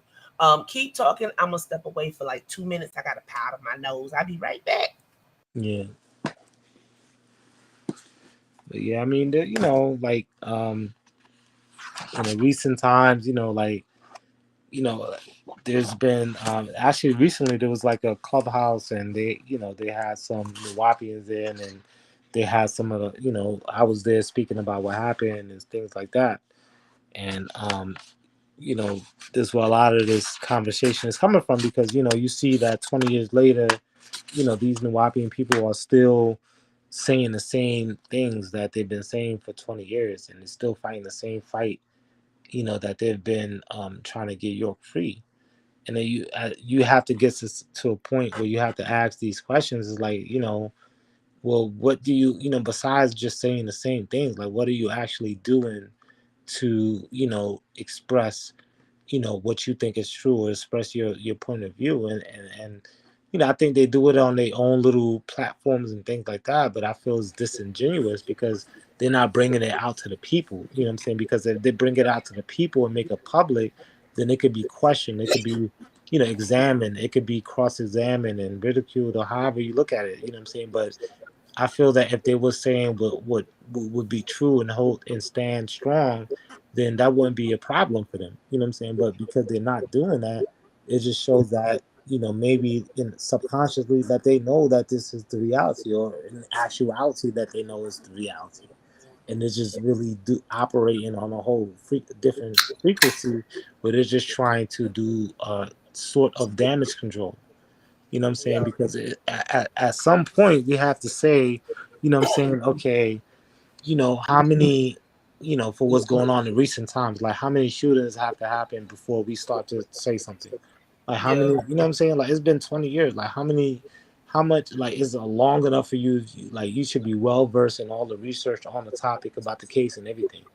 And then if that's the case, the questions that you're presenting and the question that you're asking from representing the Wapian is not really, um, I don't know if it's cumbersome, but of what 20 years of experience should questions should produce. You know what I'm saying? Like you're not asking a question that 20 years of thought process should be asking. Like you're asking really things that could be just handled in a matter of seconds and debunked and answered correctly. You know, so it's just like I don't know. Like I mean, my lens, and I mean I wear glasses. What I see out of this is like metaphorically the truth. You know what I'm saying? I can't really see what they're saying when like it don't my concept of it just doesn't exist because I just know the truth. You know what I'm saying? So when they saying all this conspiracy and this and that, for me it's just so easy to break down and take apart because it just I see the um the falseness in it. It's just clear to me because I've experienced it's a part of what is a part of my experience. So I know the inaccuracies of it and I can just point it out so easily. And I just don't get it. It's just like 20 years and even your lives hasn't even gotten better. You know what I'm saying? It just Same stayed the lies. same. Same exact lies. Chuck said the next time you go, call him. Next time you confront those people on the show, just text him and he'll go with you. Yeah. Yeah. I mean, like I'm trying to think how many times we try to call out these people and they just never show up. You That's know, what they do. They only engage in an environment that they can control. That's what I've seen. Hey, Uncle Scroll. And Melanated says, if you could ask Polite anything, what would you ask him? I ran out of questions after he said if it was 1,000 children. I mean, there was really nothing more to ask him after that. You know, Mm. like what more is there to say to you? Like it just, for me, it was just like, in a sense, it's like I'm glad he said it out loud because I think that that's how most of the Nawapians that support him really feel inside. That's how I think that's how they feel inside because otherwise you would not be supporting the man 20 years. You know what I'm saying? Because in 20 years, like if you do if you do a comparison or like a average, like in 20 years you would have to have some type of doubt. You know what I'm saying? Like you can't have 20 years of straight solidarity. Like I'm gonna be abstinent for 20 years. Like that's not gonna happen. You know what I'm saying? Nobody could do something for 20 years straight. You know what I'm saying? I'm not putting nobody down. But I'm just saying, like, you gotta take a break. You gotta like take a break from that 20 years straight of something. So you can't Mhm. mean to tell me that in 20 years nobody had no doubts, no second thoughts, no investigations or question that they had. You know what I'm saying? So you gotta really look at the people that's still supporting this after 20 years. It's like, they're trying to say, oh, well, why does it matter? Why do just let us be? Like, no, that's not the point. You know what I'm saying? Like, don't divert from your, what I'm saying, what we clearly see. You know what I'm saying? Like, you're something is wrong. There's a very big issue with this. You know what I'm saying? And just the mere fact that you don't want to address it, you know what I'm saying? Because I feel that if you were standing on the truth, you'll be willing to address it anywhere, anytime, any place. Mhm. And every time that try to happen, you don't show up. Yeah, they only show up where it's favorable to them. Yeah, and then you got the one or two that might, Get them over here. They ain't gonna come. They is not gonna come over here. yeah, I They'll doubt go see that. another video while I'm live and comment under that one. Yeah, But I don't know. I think York Jr. is doing something right now because that's the main complaint for them comments. York wasn't really, Junior wasn't really in jail. Y'all just So I know I saw shit, I can't even remember his whole name right now. Omar Akron is what he was calling himself last I heard. Prince Jr. The one without the costumes. yeah, he's still doing stuff. He's still making videos. Well, he's off in South Carolina right now doing God knows what after he escaped from that charge in New Jersey. But he's So he's selling still, York Jesus pieces. Yeah, Quincy, that's his name. Thank yeah, you. yeah, Quincy, yeah. And I I know mean, Uma's been doing a couple of interviews. She's been more active than been being. yeah, I mean, And I don't want to throw no salt, you know what I'm saying, but like, I hear the way she's talking about my family and stuff like that, but like, you're a yeah, dominatrix. it was You know what I'm real. saying? Like, and I'm not saying you're a dominatrix because you said it. She mentioned it And and she she the one cursed. put that out there, not us. Yeah, so it's My like thing it's about it yeah, was, it's like right before she got in there and attacked you and your mother and all of the other victims, she put up this poem with how York was guilty and he chose doing this over his family. So you know he's guilty, yeah, but you still turn around and attack you, your mother, and others like this. It's sick. yeah. And then I'm like, not to take anything from someone's opinion and stuff, but it's like you're not to say you're a domination, but like you're in the business of dominating people and not abusing, but like in the sense it's like I it's was not abused. triggering to me, but it's like it's not far from that behavior. You know what I'm saying? It's a behavior that involves you know dealing with people in some type of sexual way and taking charge of them and taking what you want and doing what you want and this and that. It's like, and I'm not saying that to throw shade, but it is what it is. Like she mentioned it. You know what I'm saying? So like, and you're here defending. You want to call my sister a pedophile, but you don't. But but now if I say your father's a pedophile, then what? How would you do? You gonna take that person? You know what I'm saying? Because that's what it is.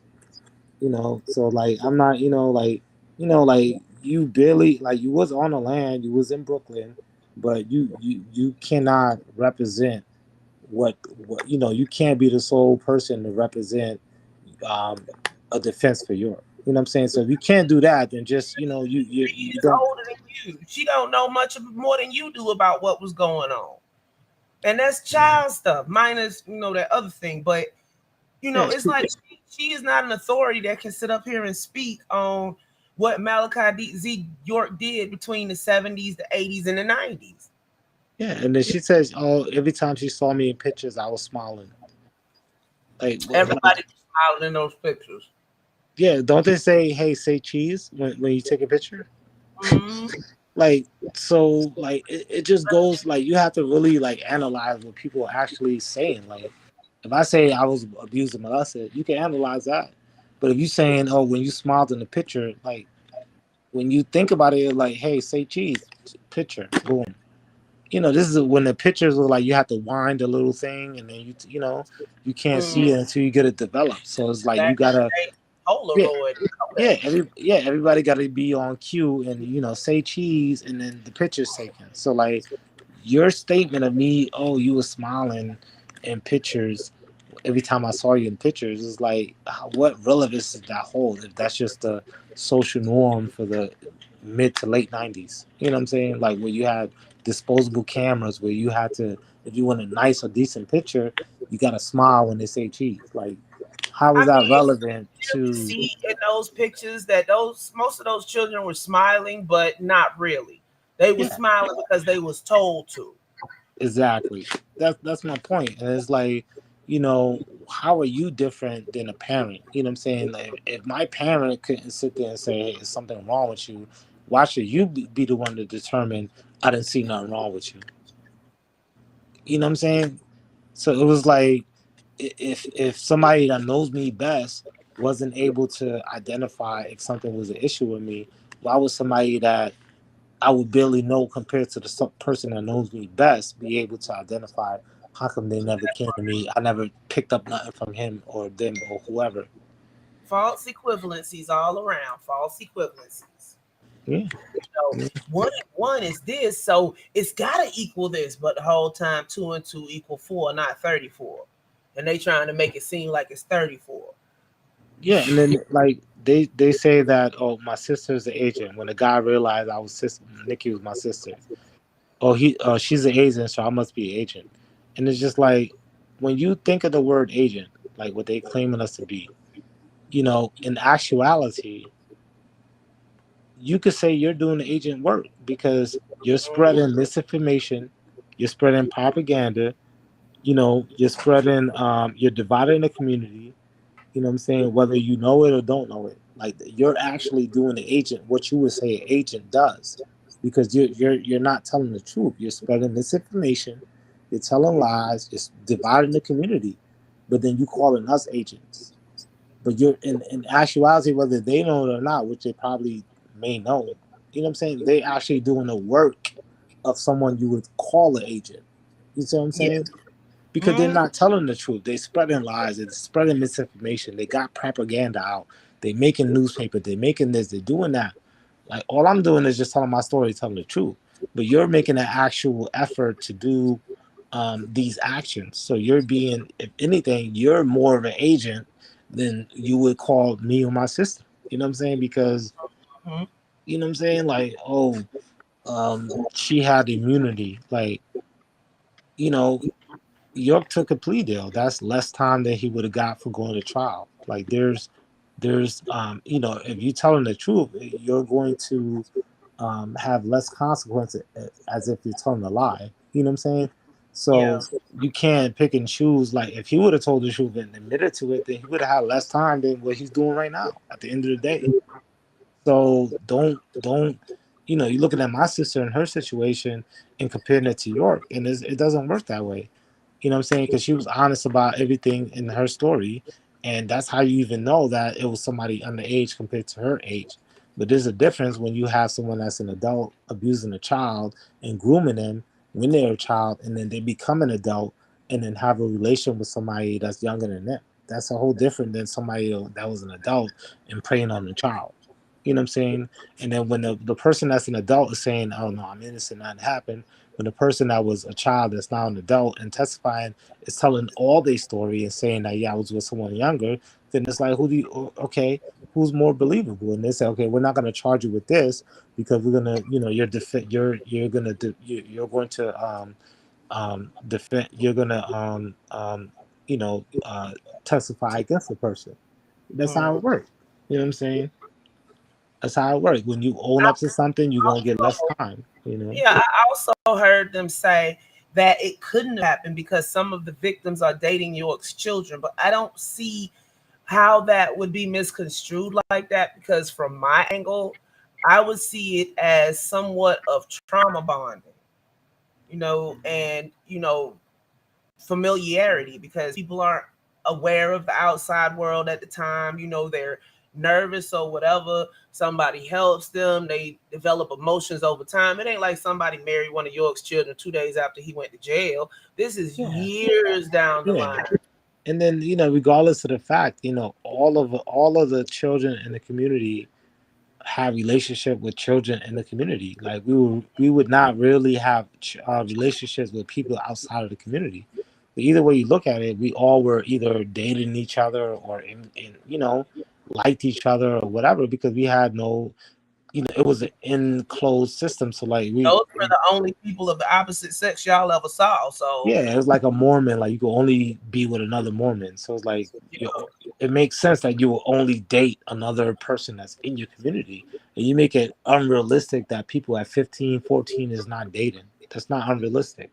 It happens. People date at 9, 10 years old. Like, I got a girlfriend. Let me go watch a movie and eat popcorn. Like, it's not. The problem is when there's adult abusing a child, not when two children are boyfriend and girlfriend. You know what I'm saying? So that's not an issue. You know what I'm saying? Now, if they not, it's okay for you to marry as an adult, marry a child, but it's not okay for children to, explore sexual things when they're young. You know what I'm saying? this is my thing. They act like y'all was all in cookie cutter houses with y'all parents, and everybody was living on the land all cool, so this couldn't have happened. But y'all were basically kept in like dormitory situations, girls separated from the men, the girls separated from the boys, the men separated from the women. The parents could only get together when they got enough take in. So all of this was controlled and staged by York, but they want to make it seem like it was just some small town in America, and it wasn't. Yeah. Yeah, man, you gotta ask where would the kids have gotten that behavior from? Then you gotta ask, you know, like where were the adults at? You know what I'm saying? So like, it don't just stop at the kids were dating each other. Like that's normal for kids to do. Like kids have boyfriend in middle school and girlfriends and boyfriends in middle school, elementary school, high school. It's just different degrees of where the extent that they go with their relationship. You know what I'm saying? In elementary school, middle school, some may be entangled and some may be just, holding hands. You know what I'm saying? But like in high school and college, you're gonna expect that they may be messing around. You know what I'm Yeah, saying? That's but they're children. You know what I'm saying? They're yeah, but they try to take things that would have been normal in that dynamic and try to make them look sick and yeah. twisted in order to exonerate York. Yeah, because every woman and man that went to prom with a date, might have fantasized about, something happening later on in that date. At the end of the day, you know, I mean, Yeah, but it's that's like they prom, and focus this on there, minutia. you with your peers, you're They not focus going with a on someone minutia, and 20 they years don't. old. Mhm. They Yeah, focus on minutia, and they don't want to address the real problem. And that's how you know they know. They may not exactly. say it out loud, but they know. Yeah, And I yeah, just find it very, very wrong and very, very egregious that they're going around right now attacking people again. yeah, yeah, And it's like, if you think you're gonna get York out of jail, no, that's not happening. If these charges drop, I believe they got some more on backup. But at this point, it really wouldn't matter because the man need to be in a nursing home. He gone. He yeah, is completely gone. And yeah, the only reason they want him out is to use him as some type of figurehead to solidify themselves. yeah, yeah. I mean, that's it. Ultimately they haven't had further instructions to move on, so they just stuck at where they're at. You know, Mm-hmm. everything stops and end with him, and that's it. Until he's gone, it's always going to stop and end with him. So once he's gone, they may awaken to some other philosophy, but I'm not hopeful because I see the way it's going now. They trying And to prop one of the children up as a figurehead. yeah, yeah, and I guarantee you, if you do an audit, you will see a lot of relationship with this older people with younger people. And at this point they might be 30 and the other person might be 50 something. But then you got Yeah. to go back and say, how long were you together? Because if it's been 20 years, some people might have Oh, been together for 20 years. So you got to ask, yeah. how long were you together? You know what It's a I'm lot saying? of these old heads running around, and they're the ones that's pushing this narrative, I guess. Yeah. They have this initiative to move to Liberia, God forbid. And it's getting more and more ridiculous by the day. Yeah, but I mean, they already like if you have a truth, it should be one truth. Why is it 8 or 9 different truths? You're a Native American, you're a Liberian diplomat, you want to pardon, you know, Indians, Christians.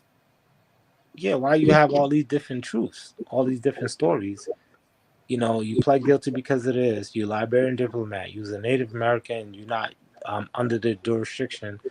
Like you have all these different things that prove your truth, but it's all different. It's not one thing. It's not one cohesive truth. What I'm saying? It's different.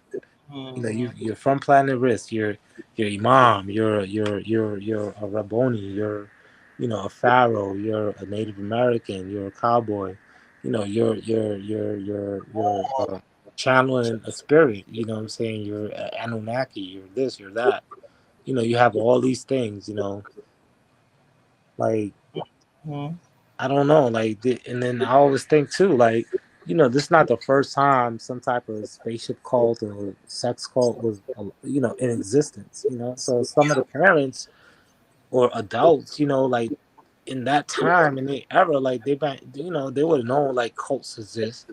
They would know the stigma of the cults. Like, hey, cults, sometimes they have said that, they be, all doing all these crazy stuff and they might be messing with children. This should have some idea coming into some type of ideology, to some degree. What I'm saying? So this should have been one eye open, like, hey, let me make sure this is not one of them. And that's another question too. But I mean, to each his own with that. But it's like, you know, they had to have been some signs like, hey, look, this man always had women around, and then sometimes you blend in with those women, the teenagers Young and younger younger girls. girl. Yeah. Yeah. So it's like it kind of it's like it's blend in, but then if you looking at it like hey, what's going on, then it really don't blend in. It's like, hey, because we lived it, and it's like we got to say, hey, look, we normally see him with his wives and people that he have children with. Like, why are these little young girls around him? That's that do as I say, not as I do mess. Yeah. And the brother was so afraid, I would say, in a sense, because they was accustomed to an era where they was getting beat up for not bringing in the quota. So by the time you go and groom in time, you're not gonna speak up for something. It's like a bystander effect because you feel like you don't want to get your ass whooped Yeah, because you the done did that in code the was past. like 30 years, 3 decades, but the Yeah, abuse went on for 2 decades. yeah, So there was a period of time where he was just messing with the young women, and it was like a progression. But by that point, everybody was too scared to up and say anything. yeah, Superman is in Supermax. yeah. But I think at some point, I think some of the adults will begin to come out and speak. Um, like I said, my dad is on a ready to go whenever this comes up with that topic comes up. But Well, it's he's like, more than welcome if he ever wants to come over here. You know that. Y'all are yeah, more than welcome. yeah. But I also like, like I just want to, because for me it's like I see the Nuwapian people as like hiding from dealing with the fact. I feel like they don't show up to something that could be addressed and questioned to. I feel they don't show up. So I could bring my dad, I could bring my mom. I have them available. They can show up. You know what I'm saying? But where are your Yeah, people that the you? Wapians ain't gonna show up. Yeah, like what I'm saying. So I feel like They live. yeah, because at this point I want to hit a pinata and see what kind of candy come out because I'm like, what's inside? Like, what do you have inside? Like, what are you bringing? You know what I'm saying? Because we have to ask the question, what are you actually saying is a conspiracy? What is your argument? You know what I'm saying? At this point, let's just deal with your argument, break your argument down, and deal with that. So that way, because I want to see where they're gonna go from there because they always seem to have an answer. I want to see once your argument gets broken down. You say York did it for the women. It was released before he pled guilty. You say he did it because he was tortured. It's like why was nobody charged for torturing him? Why did not a name? Why did This not is a not a gulag. This was not the 60s or the 70s. This was 2000s, and he got arrested and put in jail. But they trying to make it seem like he was a prisoner of war. yeah? And then meanwhile, Jeffrey Epstein could video footage could disappear, and he just all of a sudden hang himself. You know what I'm saying? Like, so you know, why torture you when they could just get to you? You know what I'm saying? Like, what are we really saying? Like, why is there no name? Why is there no court, no suing? I mean, all they had to do was leave York somewhere unattended in the prison, and he'd have been gone, Yeah, basically, before they moved into Supermax. If they'd have let him out anywhere in the gym pop, his butt would have been DOD, dead on arrival, DOA. yeah, but you know, like, you know, I see they have a lot of questions, but it's like it's time for them to be questioned. You know, like I want to know what, why you believe what you believe, and what those questions are. You know, and They deal with those questions because if anything else, the older members. And they've sat up here and basically brainwashed these children to believe the same thing. And they going out and they basically under that same mind control. If you don't believe it, look it up. But then if you look it up, it's gonna be a problem. You know, that's what it seems like to me. Because first the old heads start coming out, and they started, and now the children are creeping out. Like first it was Moody going off on them because they don't have any contact with York in the jail, and it evolved from that to that mess on Clubhouse the other night with you. So it's like they ramping up for something, but nobody has any clue what. yeah, I think they know like there's a documentary coming out, so I think they're trying to do like maybe Oh from yeah, there. that was another thing they said. They said it was a documentary. No, they said it was a movie, and all of y'all got money for it, and this, that, and the other. But nobody got paid for that, correct? No, yeah, Besides flying but out and maybe hotel and suspending money. yeah, you know, and that the travel and the hotel, yes, you know, um, but the thing is that you know they say it so offensively, you know what I'm saying, as if oh they're making a documentary about York, you know what I'm saying, Mm-hmm. but meanwhile they've made documentaries in the early 2000s, Plenty you know, of them, and about the still. conspiracy. You know, so they have a plethora of video documents or documentaries or snippets or however talking about their side of the story. You know what I'm saying? But then all of a sudden, you know, they just sounded so offended to know that there's a documentary being made about York when actually they don't. Try to put everything you guys do in the worst light. Yeah, Like if y'all sneeze wrong, they gonna have something to say. You yeah, know, but they can do no wrong. You know, they can sit up here and put up this old behind rhetoric that's been discredited. You know, keep printing these books that ain't got no kind of legal authority or ISBN number, and spout this crap that's been debunked. yeah. All because they want this man out of jail, or they just don't want to give up on the dream that he gave them, which wasn't a dream. It seemed like a nightmare for the majority.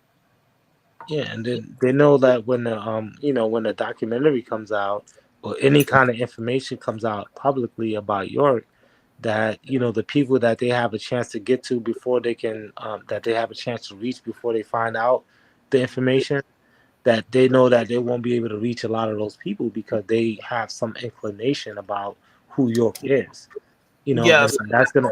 that's gonna affect their business because it's Mm. all really a business for them at I this told point. you, Yeah. Junior out there selling York Jesus pieces. Yeah, yeah. Because look, it's got to be a business. Because if you could fire somebody that got to feed their children or whatever, like it's your business. Like you got to do what you got to do. Mm. It's about you and not them. It's like, hey, you got to go on your own. So it's like they're just doing anything to stay, to keep their They business relevant. going, and it's Yeah. not really about the truth and what thing, because at the end of the day, if they would have fessed up and became and sided with the truth, they could have developed into maybe something, a different form of who they are, you know what I'm saying, but they could have had a chance to develop and got some repent or forgiveness from the community if they would did some work, you know what I'm saying, but they didn't choose that route. So if you're looking at 20 years later, then it's like there's no, what I'm saying, I'm always try to help people and reach people, but at this point, at 20 years later point, is like there's no helping and reaching. It's like enemies and friends. You know what I'm saying? Like there's a clear line. You know what I'm saying? And the people that People still never come defend, out of that cult mentality. It's sad to say, but it's true. yeah, And because these people are looking at me as the enemy. So like yeah, now I'm gonna start looking at them as an enemy. You know what I'm saying? Because in a sense, because it's like I just go and tell my story and tell the truth. It's like I don't really go after them or their philosophy or anything like that, because I know a lot of these people. But at the end of the day, it's like 20 years later, and then you got to start thinking like, damn, like, Yeah. nah, something ain't right with that. You know Wait, what I'm saying? nothing. Yeah, yeah. These people have children. People have a life. You know what I'm saying? Like, you got children. You got to have conceptualize. I don't want nothing like that to happen to my child. But then Mm. you still defending something that you know damn right, even if they don't know, they know damn right it's a possibility that it's right, because they just don't want to accept it. But they know it's right. They know for sure that it's true, but they just block it enough where they just don't expect accept it as a reality. And that's a problem though, because they all over, steady gathering members. Yeah, but that's the thing too, because they always like to congregate in spaces where they have control. And then, for instance, like when this documentary comes out, there's going to be a 6-part series, so it's going to have a lot of people telling their stories and things like that. And then when it developed and it changed, and that it's not, they don't want to make it about York. They want to make it about the untold voices, the unheard voices. Mm. People that was in the community, people that did the artwork, people that did work there. And in talking, yeah, York is going to come up. You know what I'm saying? Absolutely, but it's like, But it's a this is more balance. about the victims in the community than it is about York, how y'all were affected by it, right? Yeah, and just other people that was in the community that that may speak on certain things that they've seen or whatever. But it's just like, it's a it's expansive. It's not just about York. You know what I'm saying? Like the interview with me and Polite was part of that filming. But like it developed, so it's no longer going to be part of that filming. You know what I'm saying? Because in essence, it's like you're looking at the character of the person, and you're like, do we want to put this person on a platform? You know what I'm saying? In a sense. Yeah. So, he's out, you know what I'm saying? But at the end of the day, his, that segment is still there, you know what I'm saying? And it put things in context, and it's just like, so the documentary developed, at first it was supposed to be like, you hear the Nuwapian side and you hear our side. You know what I'm saying? So it was going to be like that, and leave it to the people to make their own decision.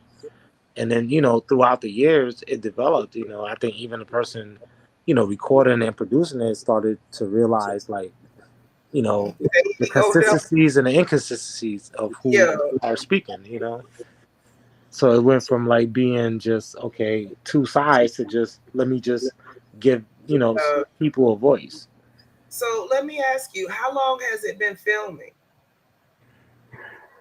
I mean, I can say I've been filming. I mean, I've been filming with him since, like, I want to say 2008, 2009. Because I know But it's been around for a hot minute, but but this it's ain't been like sporadic. yeah. It's been sporadic. I would say maybe in total I've done, 4, 5, or 6 interviews. But in that sense, the late 2010s, ish. Like 2010, because I moved to New York in 2009, and I've already done an interview. You know what I'm saying? So it might have been 2008, 2009 when I did that interview. You know, um, so I had dreads. I had hair. Like, I had dreads. I had different. There's a progression. I had different jobs and different states. I was in Georgia. I was in New York. I was in New Jersey, and I was in Florida. So there's it's like a little journey when it comes to me, because I've been filming with him throughout the years, on and off. Mm. It was just like recent that it just kind of progressed. It got picked up by a network, and went to another stage. Yeah. Yeah. But So ultimately, like, I guess now that they have wind of the documentary, they are they are trying to you know have their little um, control. yeah, so that way, they have their little points and stuff, ready to go to, maybe rebuttal anything. But you know, they we shall see. You know what I'm saying? Because you have some interested people, in this documentary, and it's gonna be hard to say that everybody's an agent, everybody got paid, everybody's this, everybody's that. So, I would like to see how they explain all of the people telling their life story. You know what I'm saying? And it's Y'all sad been for them. clones folks all over. Clones or some kind of aliens from a planet that's opposing risk. Some mess. They're gonna come up with something. Yeah, I mean, they already said things like, it's York is a clone. He's not really locked up. I mean, they say so many things. It's like, Yeah, somebody told me they saw York on a bicycle. I was like, York is in Supermax. How do you know? Because I know somebody that work in the jail. yeah, and it's, whatever they seen them, I'm sure they had camera phones. They ain't take no picture. They ain't jump up and rejoice and spread the news. Melanin Dread. Melanin Dread says, why aren't the victims suing for defamation and court orders to cease certain actions? I mean, I'll just speak for myself. Like, I mean, I'm really not, I've thought about it more recently. I'm like, hey, look, I'm about to just do this, but I don't think we just really, I don't think it's not a thought in our head. Like, I don't, I can't speak for nobody, but That is one of I think, your though, but they're gonna keep lying. That's the yeah. only thing. Yeah, I think it will get to a point. You know what I'm saying? It will have to get to that point because I think that whoever is speaking more of the truth is going to take more of the drastic measures. In a sense, it's like, hey, look, if you keep lying on me, defaming, defamation, the character, and all this stuff, then I'm going to make actions. You know what I'm saying? And that is like you know. You keep poking the hornet's nest, and the hornets is gonna start coming out. You know what I'm saying? So it's just not something. I mean, the concept has came up to me before, but it just like I have a lot of other things that I want to do too. I just haven't gotten to it, but I think we can get to a point where it's just that's going to be the path. You know what I'm saying? Because it would have to take that to because you would have to if I charge you with that, then you would have to represent why what I'm saying is not true.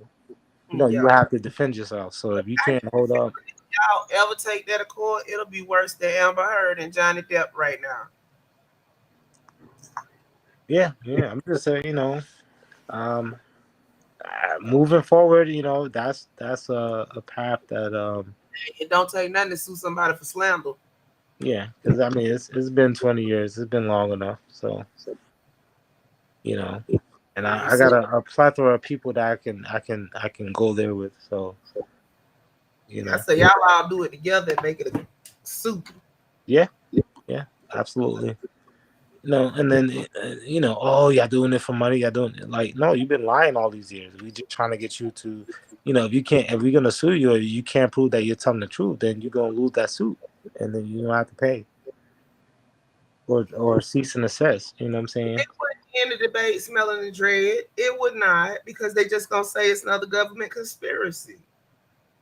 It would help the victims from quit being harassed so much, but it wouldn't stop them from lying. Yeah, and then they the names out and shit. That's just how they is. If you hold them to one point, they're gonna switch to another. Yeah.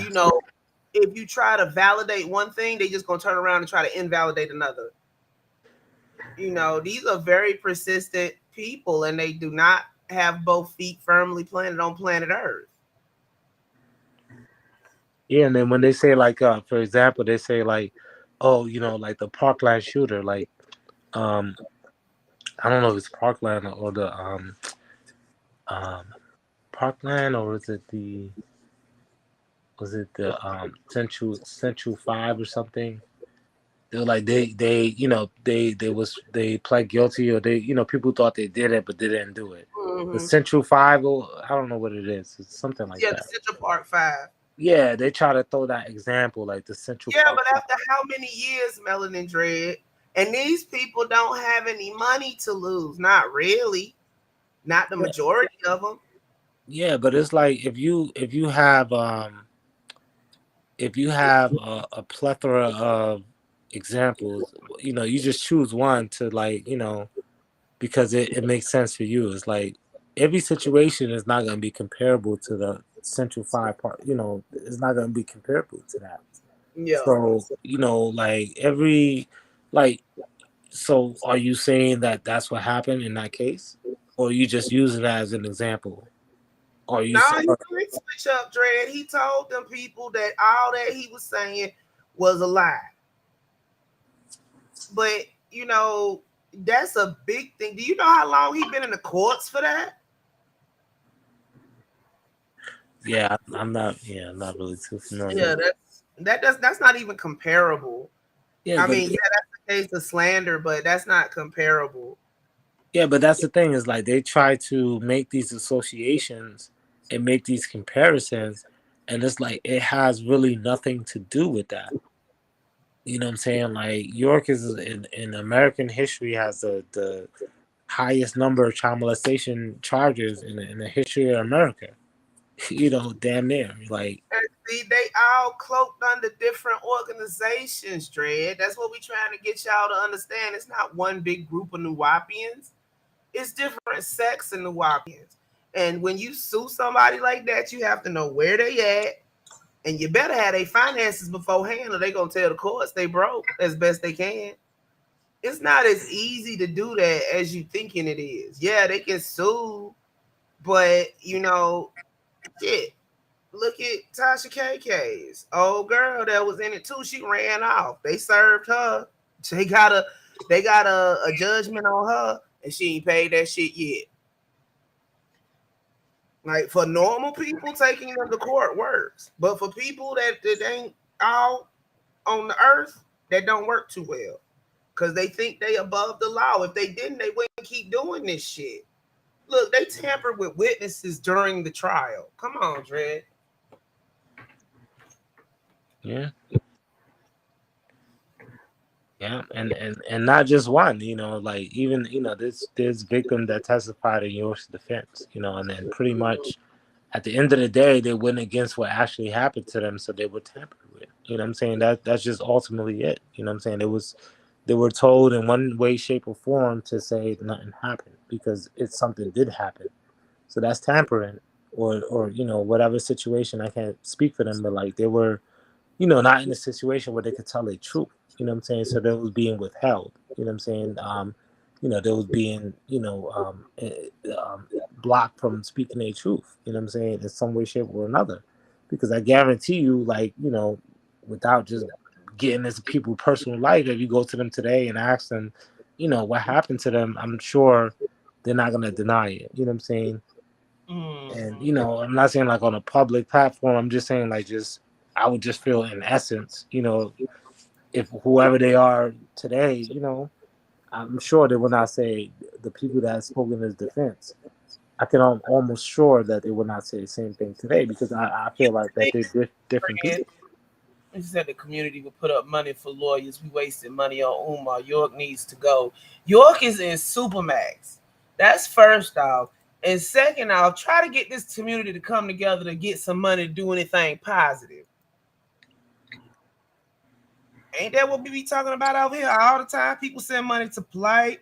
People send money here and there, but they don't send money to actual legit causes. So it's easy to say the community would put the money up, but put your money where your mouth is.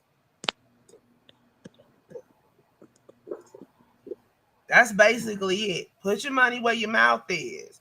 You know, but most people aren't doing that. And that's why shit like this continues. A lot of people don't even know that Malachi Z. York even exists.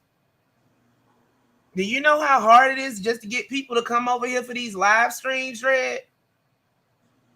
But they packed the room over there when the Nuwapians was telling them lies. The truth will still be tying its shoes while the lie make it round the world twice. Like I said, it's not as easy as you say it is. It's easy to say stuff. It's harder to do them.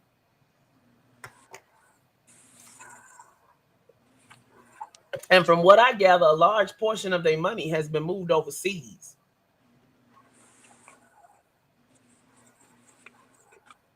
Yeah, I think they have a community in Liberia, or maybe Ghana and Liberia. But yeah, I know they've They been. got something called New Tamaray too. Oh yeah, I don't know about that. I don't know much neither. I'm still finding out, but that's what they pushing now. Or one particular sect is pushing. Yeah, yeah, but I mean, some way, someday, some shape, some form, they're gonna have to, face the truth and face the reality. So like, it's somebody trying to, build something on the sand. It's like it's not. It might hold for a little bit, but ultimately, it's not gonna hold. Like Mm. I just don't. And then I feel that there's enough people that know enough about the truth that it's just they're gonna keep getting exposed. You know what I'm saying? So I will hope that it just won't be able to get to a point. You know what I'm saying? Because it's just really hard to do that when you just building things up on lies and deceit and all that. Unless you're the devil, you know what I'm saying? Maybe you might have some way to go about doing it. You know what I'm saying? But normal people shouldn't be able to just keep lying and deceiving people, especially in this age of information and technology where people could just really get down to the fact. That's why I really want to deal with what their conspiracy is. Because once you break that down, they really have nothing else. And this is simple. It's really simple enough to break down. And any one of them that want to come and try to defend it, if they wasn't there and they didn't see nothing, then really it's just hearsay because there's been other representative that's been inconsistent. One not knowing who my sister was, and in order to do that, you would have read the transcripts. Like one saying that my mom and Jacob had a halfway house in Miami. In order to know that, you would have to know like the intricacies of the what you're talking about to know the difference between if they had a house in Miami and a house in Georgia, because that makes a huge difference. It's inconsistent. So anyone that was not there to see it or witness anything, then it's like it's just hearsay. And then those that feel that they can take that um, and deal with it and just still represent, then then show up and then let's see what you got. You know what I'm saying? Because all we gotta do is break down what your defense is. Your defense should stand. It should stick to the wall. You know what I'm saying? It should not. You know what I'm saying? And if it can't do that, then you know what I'm saying. That's all that needs to be done. That's all I concede as far as because it puts them on a hot seat. It puts them in the questioning, and they have to prove what they're saying because they always like to say everybody know. You know what I'm saying? Oh, his sister's the agent, so everybody know he must be an agent too. Like, no, everybody don't know that. Explain yourself. Where's the documents? Where's the proof? Like, explain yourself. Don't just say everybody know. That's not no, we don't know. Elaborate. You know what I'm saying? Bring your document, bring your facts. And they always like to say that. Like it just they say what they want to say and they say, oh yeah, everybody know this. Everybody know COINTELPRO. Everybody know like no, elaborate. Explain why that is this. Explain why that is why. Like Dick Gregory or like Professor Griff or who like they say things and then they try to explain why they're saying it. They don't just they be saying some off the wall shit, but they explain why they're saying it. You know what I'm saying? Bring something, explain it, say why you're saying it. Don't just say, "Oh, everybody know that they're lying." Everybody know your mom told you to do it. Like, no, everybody don't know. Elaborate. Explain your stance. Explain why you know Like what you know. all these things can't be the same, right at the same time. Basically, you Yeah, did it because you were jealous. Your mom did it for whatever reason. It's a government conspiracy. Stick with one line and ride that one out. But no, they got 52 coming up with 53. That's why it's 360 questions to ask a new Nuwapian. yeah, and I really can't conceptualize how a lie can hold up in. I mean, I'm sure it happens. You know what I'm saying? But like of this magnitude, where there's a lot of it's just it's really hard to prove a lie. Like you really have to be like it, people get away with it. Like I mean, like, I mean, like, let's just say, I don't know, like, I'm not saying people get away with it and using OJ as an example, but I'm just saying, like, people had different opinions, you know what I'm saying, about that, what happened, you know what I'm saying? So things can happen where if you have a lawyer or not, or however that goes, but, you know what I'm saying, a lie, and even now people talk about OJ, you know what I'm saying, but even, like, nothing can really, like, you can't really, like, a lie have to be so soundproof that 20 years later you can't even just like articulate how it's just easily dismissible. Like I don't get that. I don't get that because it's like every point they can make is like we can respond with a point.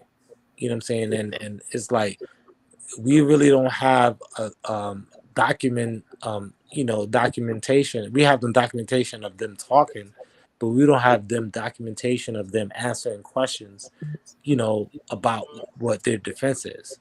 You know what I'm saying? We need to have those things documented so that way it could be brought back up and say, okay, well, this person said this person said that.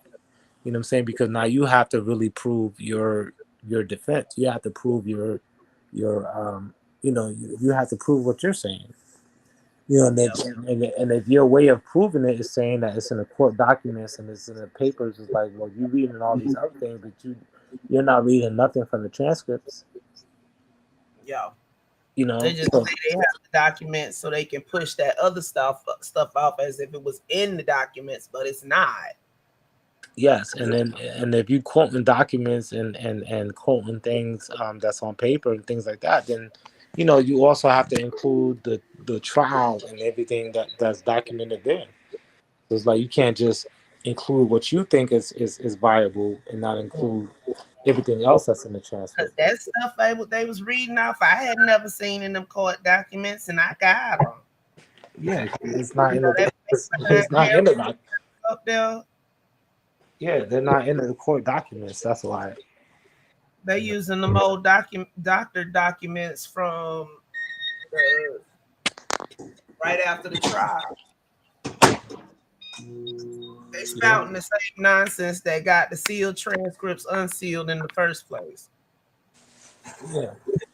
But they don't talk nothing about Exhibit A, Exhibit B in those transcripts.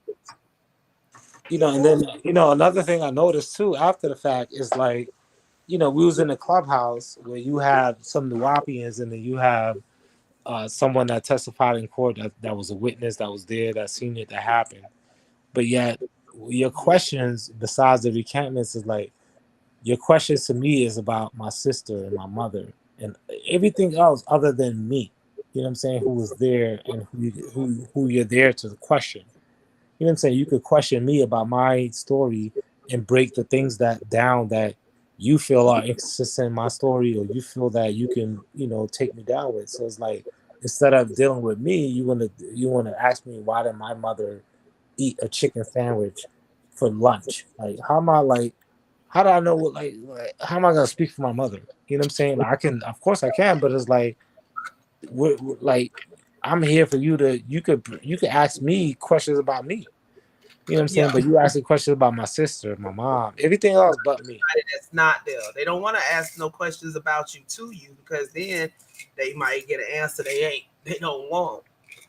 Yeah, and it's like, that's what I'm saying. Like, when it comes to music, like, does it age well? You know what I'm saying? Like, do these documentation age well for you? Because it's like, it shows that, okay, you have so many questions that you couldn't just ask one question in succession. You have to ask 4 questions stacked up in one question.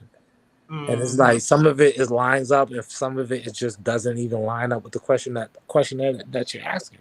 So it's like, it's obvious that you have questions.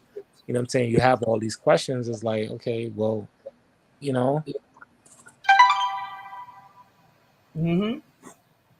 but then it's like, you don't, but now it's, now it's time, it's always been time for them to be questioned as well. You know what I'm saying? And especially their defense, because it's like, that's all you really have to deal with. Yeah, they have a whole website about it, and flyers and books and pamphlets and all that. So, you should be well versed with your defense. And then all you got to really do is, deal with that and make them prove it. You know what I'm saying? And To me, it's like that'll make it apparent, where who's coming from where and where people stand at, you know. Because at this point, people are just trying to make a justification, an excuse to still, follow this person. And then you had it was another clubhouse yesterday, and they a Nuwapian came on there, and there was another victim that she came out and spoke out, Ava, and she asked the Nuwapian guy, like, does he have children? And he said yes. So she asked him, how would he feel if it was his child that was molested by York? And he started stuttering, but he couldn't even get the word out. But ultimately he was like, it's not cool. So it's just like, well, and then but the host asked, well, how do you justify supporting the man after 20 years and he's been convicted for child molestation, basically? And then he just, now he gets to his true colors and just he don't believe that's what he's in there for, basically, and that's kind of their ideology. That's what they're holding on to. They don't believe that he did these things. So what we have to do is pinpoint their defense, because their defense is what they're holding on to make them think that why he's innocent. So if you question the defense, if you go walk it through with them and actually, give your counter, opinion about it and dive into it with them, then what do you have left after that? Because if you can't defend your defense, and you can obviously tell, because some of them don't even know who my siblings are, some of them don't know where my mom had a house at, some of them don't know how many encampments I did. It's just like you don't even know your own defense, Right? So prove your defense first. Prove your defense, because you're trying to have a trial with the victim that's speaking out, and it don't work like that. It don't happen like that. That's not how things work. Like, you have a regular trial, and then they didn't let nobody in the trial. They let us watch it, from a CCTV. So It you was mean so to tell me? that they couldn't let them all in. They Yeah, stacked the courtroom. They didn't mention that part. They put them in another room with TV because they couldn't all fit in the courtroom. yeah. But you mean to tell me that you watched the trial? You seen the trial with your own eyes? Like, it was 50 people that was allowed in that room to see the trial in the CCTV. So you seen everything that happened. Ain't nobody talking about that. They ain't talk about the trial the way that they saw it. Nope. And supposedly they took notes during the trial, but they don't never reveal none of those.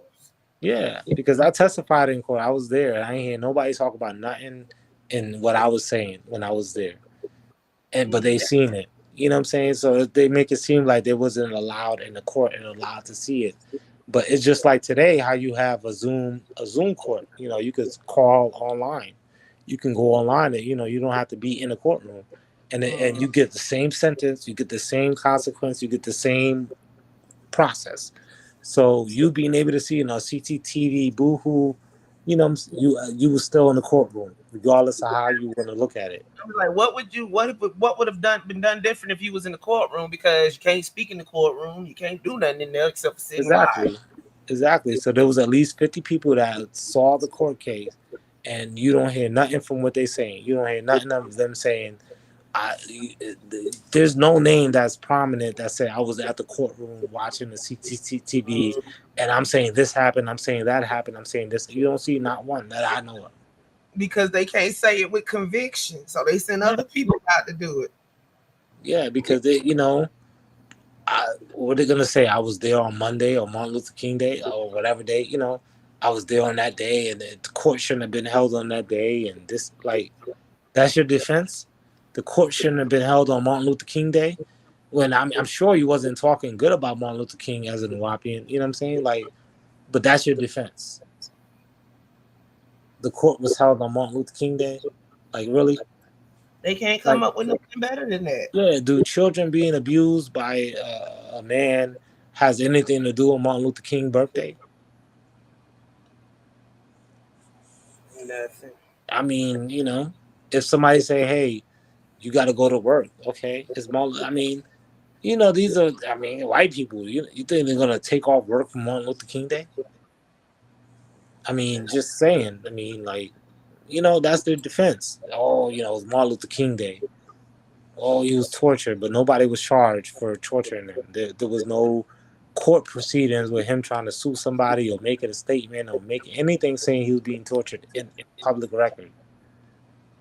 I mean, it should be a docket number. Where's the docket number? Where's the court proceeding? What date? What time? Or did you at least let your voice be heard that you was being molested? You have lawyers; they could do that for you. Where's the lawyer? Saying that you was being tortured in jail. Like, process. I'm sure there's a process for it. I mean, you're paying him. He's your lawyer, so where is that?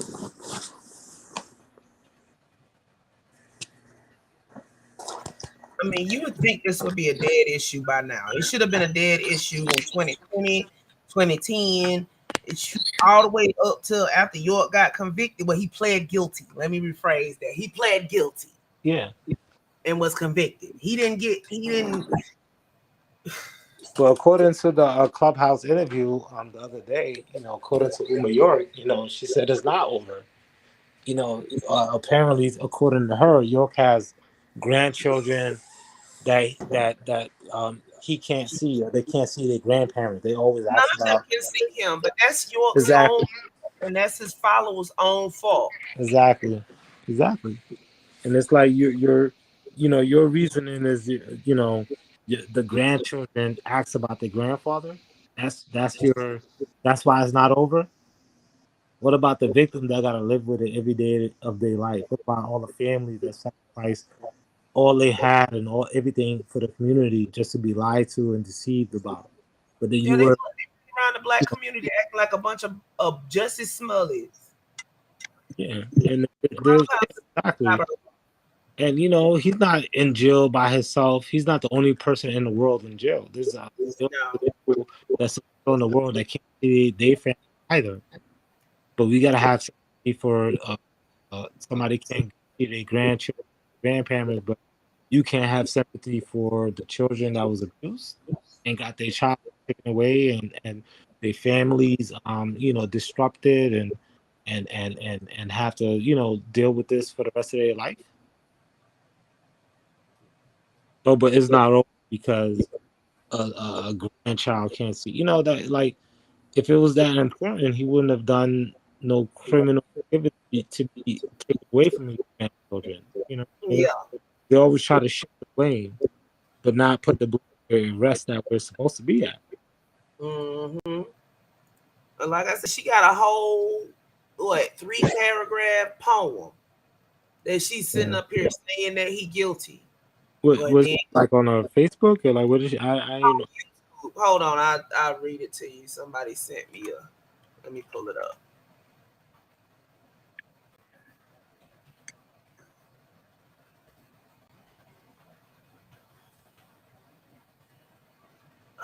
Where is it? Is it here? Nope, it's the next one.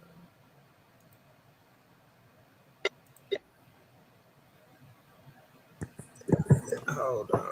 Yeah, because I would like to think that at the least, even though like they might be, in denial, that I would like to think that they are, at the least reasonable minded people, that if they hear facts and if they hear rebuttals to their contradiction, things like that, that they would like maybe have a eureka moment or maybe like, be at least documented, being that those things were addressed, what I'm saying, and going forward, that they cannot present those same what they will call facts and things in the future. So just like, like the whole running away and being in denial is like it keeps them from having to put themselves out there in a way. But now that they're putting themselves out there and coming out, then I feel like, hey, look, if I'm gonna be here and be questioned and this and that, then why can't you be here and be questioned because you claim to have all the. I mean, you sound like you have a lot of questions and things you want to Yeah. say. So Okay, here it goes.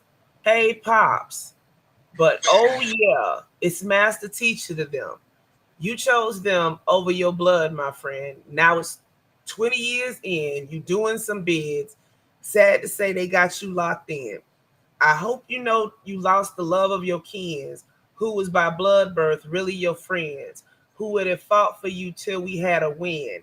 Now they might keep you till the end. I think we all already accepted it, friend. I hope you won the attention within. They took your love and laughed at us struggle again and again. I never thought it would be like this with all of your strength, but hell, you chose them over your kins. I hope you still have all the strength within. It looks like you'll need it to the end. We didn't just lose a father, but we lost a friend. yeah, And even with that, she still came on to question you like it was real. I feel like hearing her talk, like even on her Tahaka, whatever his name is, Mm. she sounds like oh, Blight try to kill me, and I mean not take it away from her, but like she sounds. Polite tried to kill her. Yeah, that's what she said in one of the interviews. That bookstore shooting, and Polite Yeah, was not involved except for to help the victim who got shot in the face. yeah, but this is what I'm trying to put in perspective is that everything is making it about her. Like she was, Mhm. or she was wondering why all these people was trying to spend time with her dad, and she just want to spend time with her dad. Why is I think it's kind of like she has her own relationship with her dad, so it's just that's her world. Her dad, So who's she's everyone. basically made up a relationship with him because she was what adolescent when he went to jail, and she wasn't on the land. Yeah, yeah. She But said land, like I think she might have said like 14 or something like that, 15. mm, That she was in foster care like 16, 17. It was like that's the math right there. yeah. But Besides being because an asshole, and then back then he was like a child. yeah. Buccaneer says, "How do you feel about Polite's pending trial, considering how Polite tried to discount what happened to you?" Yeah, I mean all the truth will come out to the light. Like it's like how I feel about I mean, it's unfortunate because it's like this is something that we all seen unravel in the sense we didn't see the abuse and trauma molestation, whatever. We didn't see the case, but we just saw the process of him. We Mm, see the process of how someone could become in a place where they can do these things to people. This one caught early. mm, Nature he got to a point where he could get further separated away, go to other countries. It's like it's different stages where these people could start to get an environment where they could do these control, what they want to do. And he just mm, got caught at an early stage. You know what I'm saying? But once I had that conversation with him initially, he knew what it was, and especially after he don't care if 1,000 children get molested, to worship yeah. him as his God. You know what I'm saying? So I felt that maybe in that conversation he might have, had no, might have now he met somebody who went through it, and he should have to come to his own conclusion. Now, I Mm, was still separating himself from York, but at the same time, he really wasn't. You know what I'm saying? It was just when it was convenient for him. You know what I'm saying? So like, like even that all that I don't know if it happened before that conversation, but I could think that it might have happened after that conversation based on mm. the age of the time. And, I mean, It was obviously, around that time. Because how long ago was that interview? I mean that was like. I mean, I had a little afro. Like that was like 2000. That was like 2009, 2010. Because that's when I moved to New York. I was in New Yeah, York. that's around the time the first girl ran off. So he Yeah, was doing it then, or he was thinking about doing it, one of yeah. the two. But even the case that he got in Miami is after I sat down and told him I got abused by his master teacher and that he don't care if he molested 1,000 children. So, I mean, I see it for what it is. Like, you do this while the world is watching. You say that these things about you don't care if he's molested a child and third children, and then you do something that you get accused of, and that they have DNA evidence about. So and then I mean, there's a video of Africa Bambaataa behind the pyramid saying "Free Malachi York." There's Dausa York Basil that was accused by Uma York, but she, not accused by her, but she told a story on the YouTube with on a platform about her husband daughter being molested by Dausa York. And that's three people from the community that I know molesting kids. So it's like, you know, you got York, you got Polite, you got Dausa York. I mean, there's a few handful of other ones. There was one that made the news where he had his children locked up in a not children, but Hotel room. in a hotel room, and she was one one was malnourished, and so you have examples. You know what I'm saying? It's not one is an incident, two is a coincidence, and three is like, hey, something's going on. Four and five is like it's a problem going on. I mean, something's going on. I mean, if one is an incident, two is a coincidence. Three is like, okay, it's something going on. So it's like you already have these three examples, and that's people that people could just easily sit and see and research and find out who's who. It's people that's reachable and that's alive and that's attainable, that's here and now. So it's like, okay, it's not just it can go beyond just York. What I'm saying? It's a whole. Now it's starting to get into the, after all these years, the people that support him is starting to contribute these behaviors. So now you got to start questioning and asking these things. I mean, when it comes to him, I mean, ultimately I really can't say what I want to say until he have his day in court, really, because people are always going to say, oh, well, he don't have his day in court. So it's like, I can't really, snap his neck the way I want to, because, you got to wait for that trial. You got to wait for that to come out. So it's like, I feel that sometimes, like, I don't like, he's not really saying nothing about it. He's not speaking about it. So like, he don't deserve he don't deserve to get the breakdown. You're like, I'm gonna let him, have his day, and then I'm gonna, I'm gonna have my opinion after that. What I'm saying? But I'm not gonna say something before he say something. Like when I went to court and testified, York didn't testify. He didn't speak for himself. You know what I'm saying? Why am I gonna say something and you don't even speak for yourself? You know what I'm saying? So like, the action showed, there's been, a charge, there's been, DNA evidence, there's been a process, it's going to trial. You know what I'm saying? And then we go, and then once everyone is on the same page, then I could, give my true opinion about it, because it is what it is. I mean, there's really no mystery of how I feel about it and what I think about it. You can, see where that's gonna go.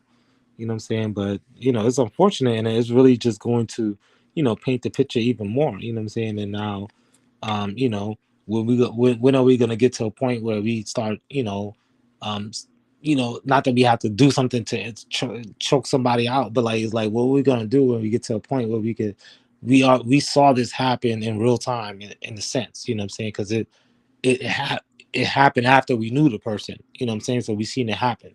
We didn't physically see it, but it's like it happened after. It happened on the date and time after we knew who the person was. So it's like, what I'm saying? That's not something that he did before you knew him. So it's like, what, when are we gonna start to, get to the to get to the accountability part? Because if people were dealing with the York issue back when Polite was starting to blow up, where would he have gotten? Because he would have had to defend York. So we would have broke down the whole conspiracy and did all that before he got to where he got into. People would have had that information ready, and then when they hear about him, look him up, they will see that counter information and come to their own conclusion, maybe.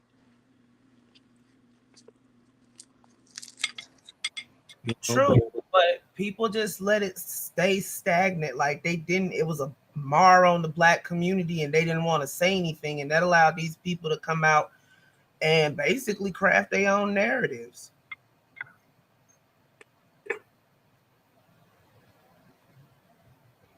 No?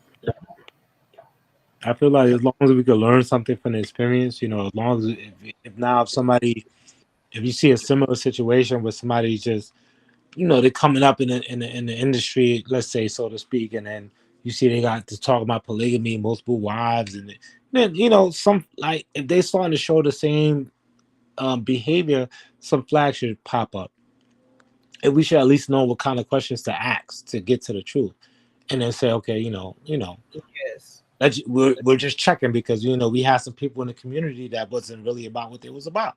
So we got to learn something from it, because these things are going to happen, but you can't be everywhere at once to save everybody or whatever. But if we don't learn something from these incidents and things that happen, then it's like we it's bound to continue to happen, because polite thing happened in front of everybody's face after York got arrested, after our conversation on the bench, after he said he don't care if he molested 1,000 children. It's like all these are red flags. All these are are indications and things like that.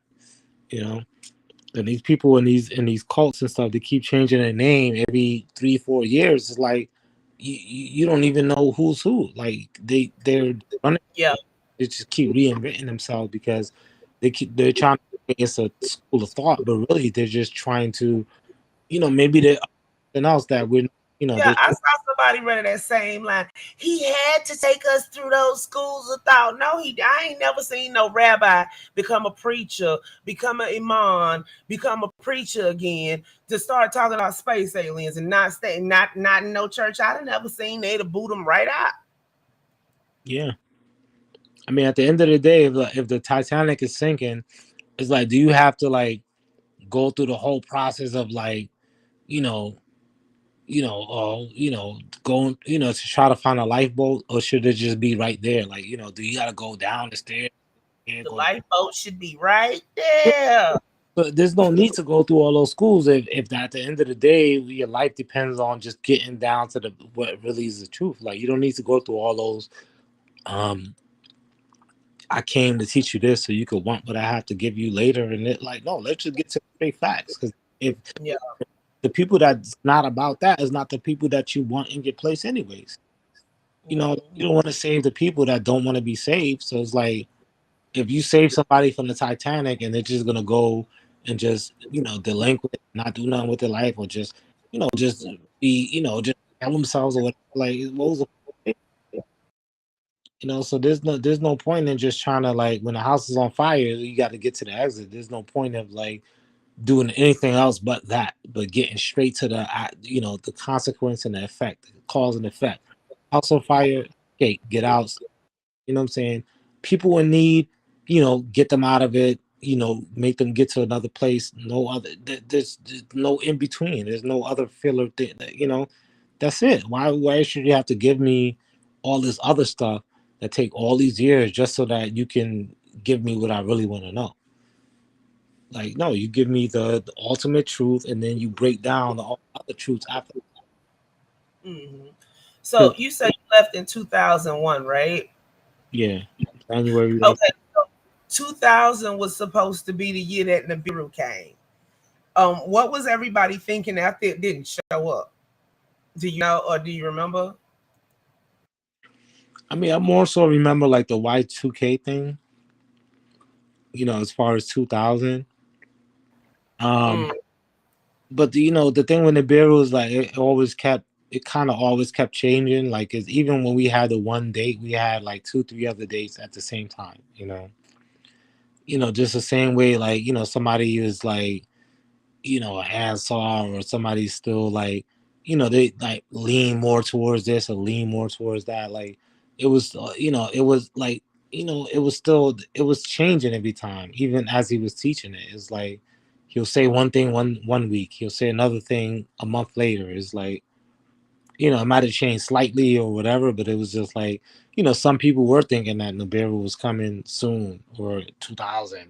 Some people thought it was 2030. You know what I'm saying? Like, they thought a vortex opened every certain amount of years, and it'd be the last time that the vortex opened. And so it wasn't. Everyone didn't think that it was like 2020. 2000. Yeah. Some people, were thinking that, but even in thinking that, it wasn't like definite, like, it's gonna happen. 2000. That's like, hey, like, let's drink the Kool-Aid. while in spirit, like what I'm saying. So it's like I don't think they definitively like they didn't know because it kept just changing. It was always kind of changing. Like oh, it's coming and it's coming soon, but the aliens. yeah, and then that's the thing when you give them you want to hear because your salvation is always a different story.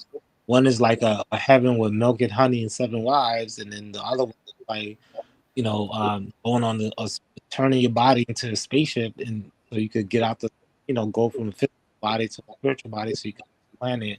The great balls of fire come down. One is going on the barrel, one is like being, like there's all these different scenarios where you just getting salvated, and it's like, when that's what you're doing when you keep changing these religions. So it's like, now that everything, the truth keep changing. Like, which one is it? Okay, so like as a child, what did y'all do all day on the land? Um, we went to school, homeschool, like pretty much. At one point, maybe a majority of the time, um, after school, like we'll just, when we were like young, we'll like that's when we'll play and we'll like, kind of do kid stuff, have a curfew and all that stuff. Like, but as you got older, like anywhere from, 10, 11, 12, and up, you working, in some capacity or another, as a man, especially like, oh boy, hey, clean up this, take the trash here, do this, do that, so there's, then, in between there that we're we have different um, aspects and curriculums. Like, you know, um, if we're gonna perform a dance or march or like a recital for like a event that's coming up, then we'll be like practicing that. We'll be practicing that sometime throughout the day for that upcoming event. We'll have a like as a child is like, we, went to school, we played, we just, did certain children stuff. But like when you was like a certain age, still a child, but like, then you would work, what I'm saying? So we'll go to school and then we'll work after school, what I'm saying? So like, and then when we was no longer in school, then we'll just be working from, when I would move to the barn, it's like I went to work when all the men went to work in the morning. You know what I'm saying? So like nobody wanted to be the last one out the barn out to work. So it's like when people started getting up, if somebody wanted to get up at the crack of dawn, it's like, people didn't want to just, if he was seen the only one working, it's like it's not gonna look good for everybody else. So people start moving when everybody start getting up and going to work and stuff. So like you don't want to be the last one, out the place working and stuff. So like, we were working, we were going to school, playing, but as we, different ages and stuff like that, we would work and things like that. Okay, so after about 10, he cut off the boys' education. Um, it could be 12, 13, because So it's a case by case thing, but usually around early teens. yeah, um, it wouldn't really be like I wasn't in school at 14, you know, so maybe the last time I was in school was like 12 or 13. Mhm. The school was still there, just like we were, we were the boys that moved into the barn with the men. So So y'all were too busy for school. yeah, But most of the boys, after they reached a certain age, was sent to the barn with the men. yeah, So it seems like he wanted to keep y'all kind of ignorant.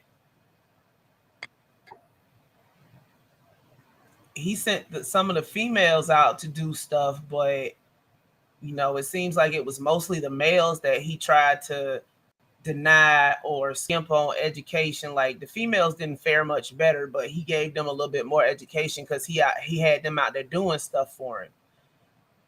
But it seems like he just wanted a whole bunch of people there that didn't have as much knowledge as he did, so that he could just run his little scam. yeah. Um, when you it was a whole system. Like, the women, the sisters, they were in the office. They had the research department. They, did a lot of that work. The brothers, they would like proofread the books that would, drafts. They would proofread it, and some of them, and either give their opinions or look for mistakes and misspelled words and things like that. Like, um, but you also got to consider, or I would like to think from, because I wasn't getting beat up for not bringing in a quota, but the men were, some of them, were or seen it or knew about it. Yeah. So they're coming from a culture, from a experience of, like, we join a gang, you get beat up to get in the gang. It's like you don't want to get, you don't. There shouldn't be another reason the whole gang is beating you up. It's like you don't, is that like you avoid that at that point. Like, you don't want to, you're complying at this point. You're doing whatever it takes not to get beat up. You know what I'm saying? Because if you don't bring in your quota, you get beat up. So you got to imagine what else you might do if that you might get beat up for. I would think. You know what I'm saying? So, once you like, okay, now you start bringing in your quota, you stop getting beat up or whatever. Then it's like you at this point you walking on eggshells. Like you're already complying at that point. You know what I'm saying? Because it's like, you join the gang, you just get beat up once. You're part of that gang. You know what I'm saying? So imagine getting beat up every time you don't bring in a quota. It's like that devotion to that. It's like a battle. You know what I'm saying? Like you don't beat the submission. You know what I'm saying? So like you don't got beat into submission in a sense. You know what I'm saying? Because it's like a group of people. It's like a community. It's like other men. It's like you're in a jail with all these other people, and they're all on one page, and they're all gonna beat you up until you get on this page with them. If you're gonna roll with them.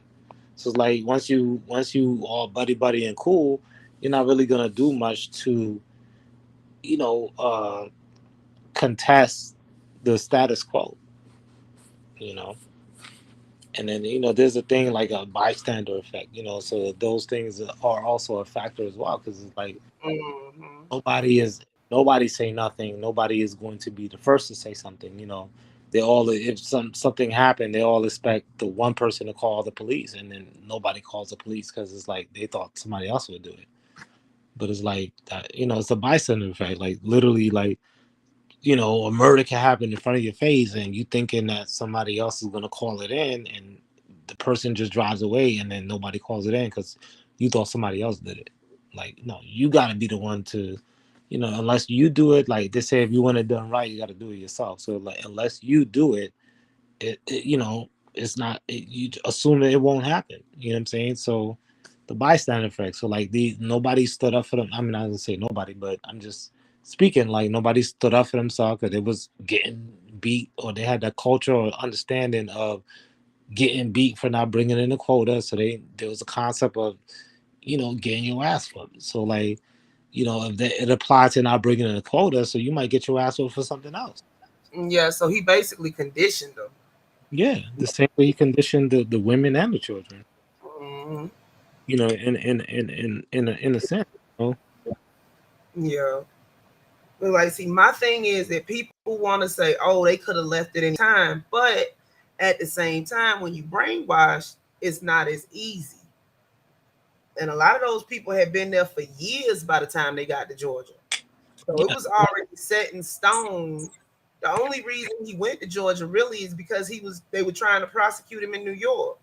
And he ran off and he started basically isolation chamber for y'all, so that he could continue to do what he wanted to do. yeah, and then it's a blanket statement to say like people could have left when they wanted to leave. Like that's not really like I was I wanted to leave at one point, but I was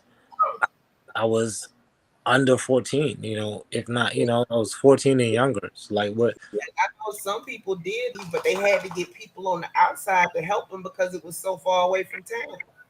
Yeah, At that point, because one, I couldn't leave on my own because I was a child. You know what I'm saying?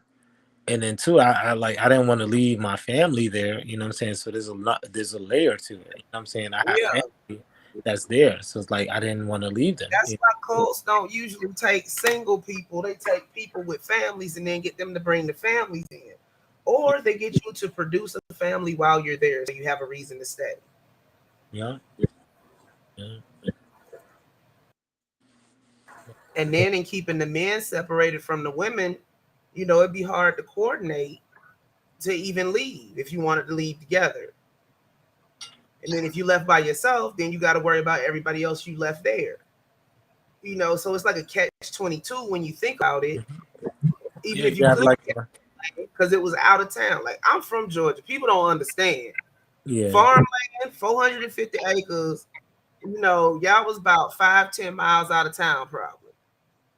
Most of y'all from New York, you know, y'all aren't familiar with this area, even though y'all been staying down here because primarily you stayed on the land. So where were you supposed to go? You know, and then a lot of these people didn't have driver's licenses and any other kind of proper paperwork to, you know, to function in society. Because York told them they didn't need all that stuff. Yeah. I didn't even know I had family that was, like aunts and uncles and other grandparents, and I didn't even know cousins, and I ain't know nothing about none of them. I didn't have an outside connection like my grandmother or my aunt or my uncle. Uh, Mm-hmm. if I got mad at somebody else, let me write my uncle a letter. Let me call my grandmother and say, what I ate last night. Like I didn't know.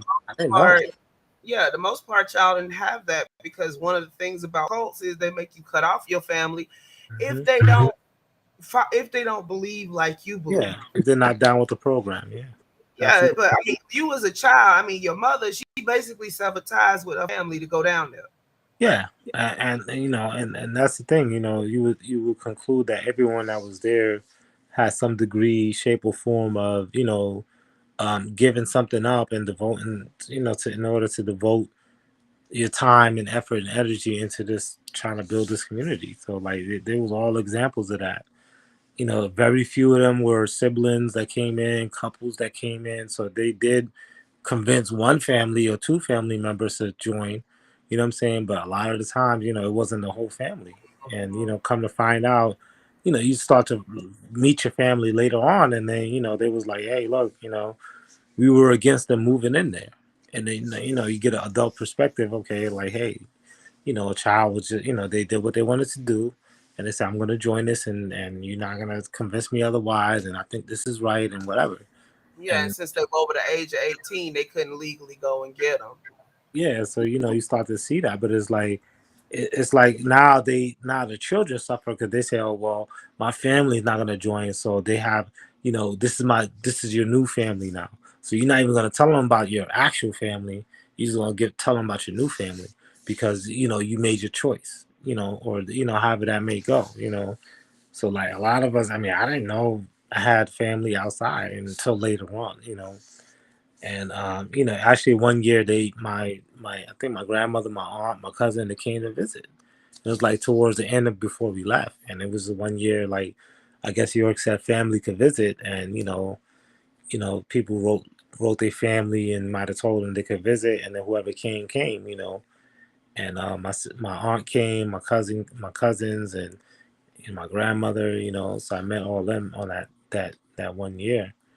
And prior to that, I mean, I didn't know that they existed pretty much. And then like I grew up in a York family at the time, so I didn't really, my family was already big, so it's like I didn't really like aunts and uncles and this and that. It's like I didn't really like deal with that because I already had this big family. So I wasn't even thinking about uncles and all, because we knew York had a brother and a sister and a mother. So, we had a grandma, we had aunt and an uncle. I think we had two uncles, you know what I'm saying? So that was pretty much the extent of the family, and everybody else was like siblings. And then there was my mom, and that was it. My mom and her kids, my sisters from her. But it wasn't my mom and her mother and her father and her brothers and her sisters. And, I didn't have that concept in my mind at the time because I guess they wasn't with the program, so I didn't know about them. Mhm. And And you you got to grew think, up with that, so you wouldn't know any other family dynamic. yeah, exactly. So it's like, you're not in communication with your family on the outside. So you don't even have the a concept of who you are, truly who you are. You know what I'm saying? Whether you like your family or don't like your family or whatever, you don't even know them to know whether you like them or not. You know what I'm saying? Because some families don't get along. You know what I'm saying? But it's still, regardless or not, your family. You know what I'm saying? And they might tell you something or whatever because obviously they were against my mom moving in this community. You know what I'm saying? So that that's family. They're like, hey, look, that's not what we're about. You know what I'm saying? But you do what you do anyways. And it's like I'm not gonna put the blame on my parents because my parents is one, two people out of a community of people that made the same choice and decision. So it wasn't like, people are, people come to things that they, think is for them, and all that aspects and facets of life. But at this time, there's no excuse for people not to speak their piece and speak their opinions and speak their speak up, what I'm saying, to say things because the whole sitting down and just letting the pastor speak and just letting the leaders say something and like when there's when the president speaks, sometimes there's people up there asking them questions, what I'm saying.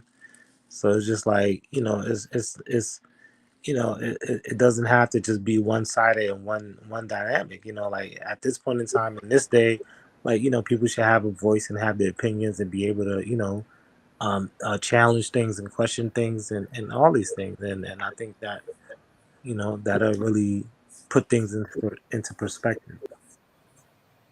Okay, JT says shout out to you. He's watched many of your interviews, and it takes a lot of bravery to stand up and speak out as you have. Thank you. Yeah.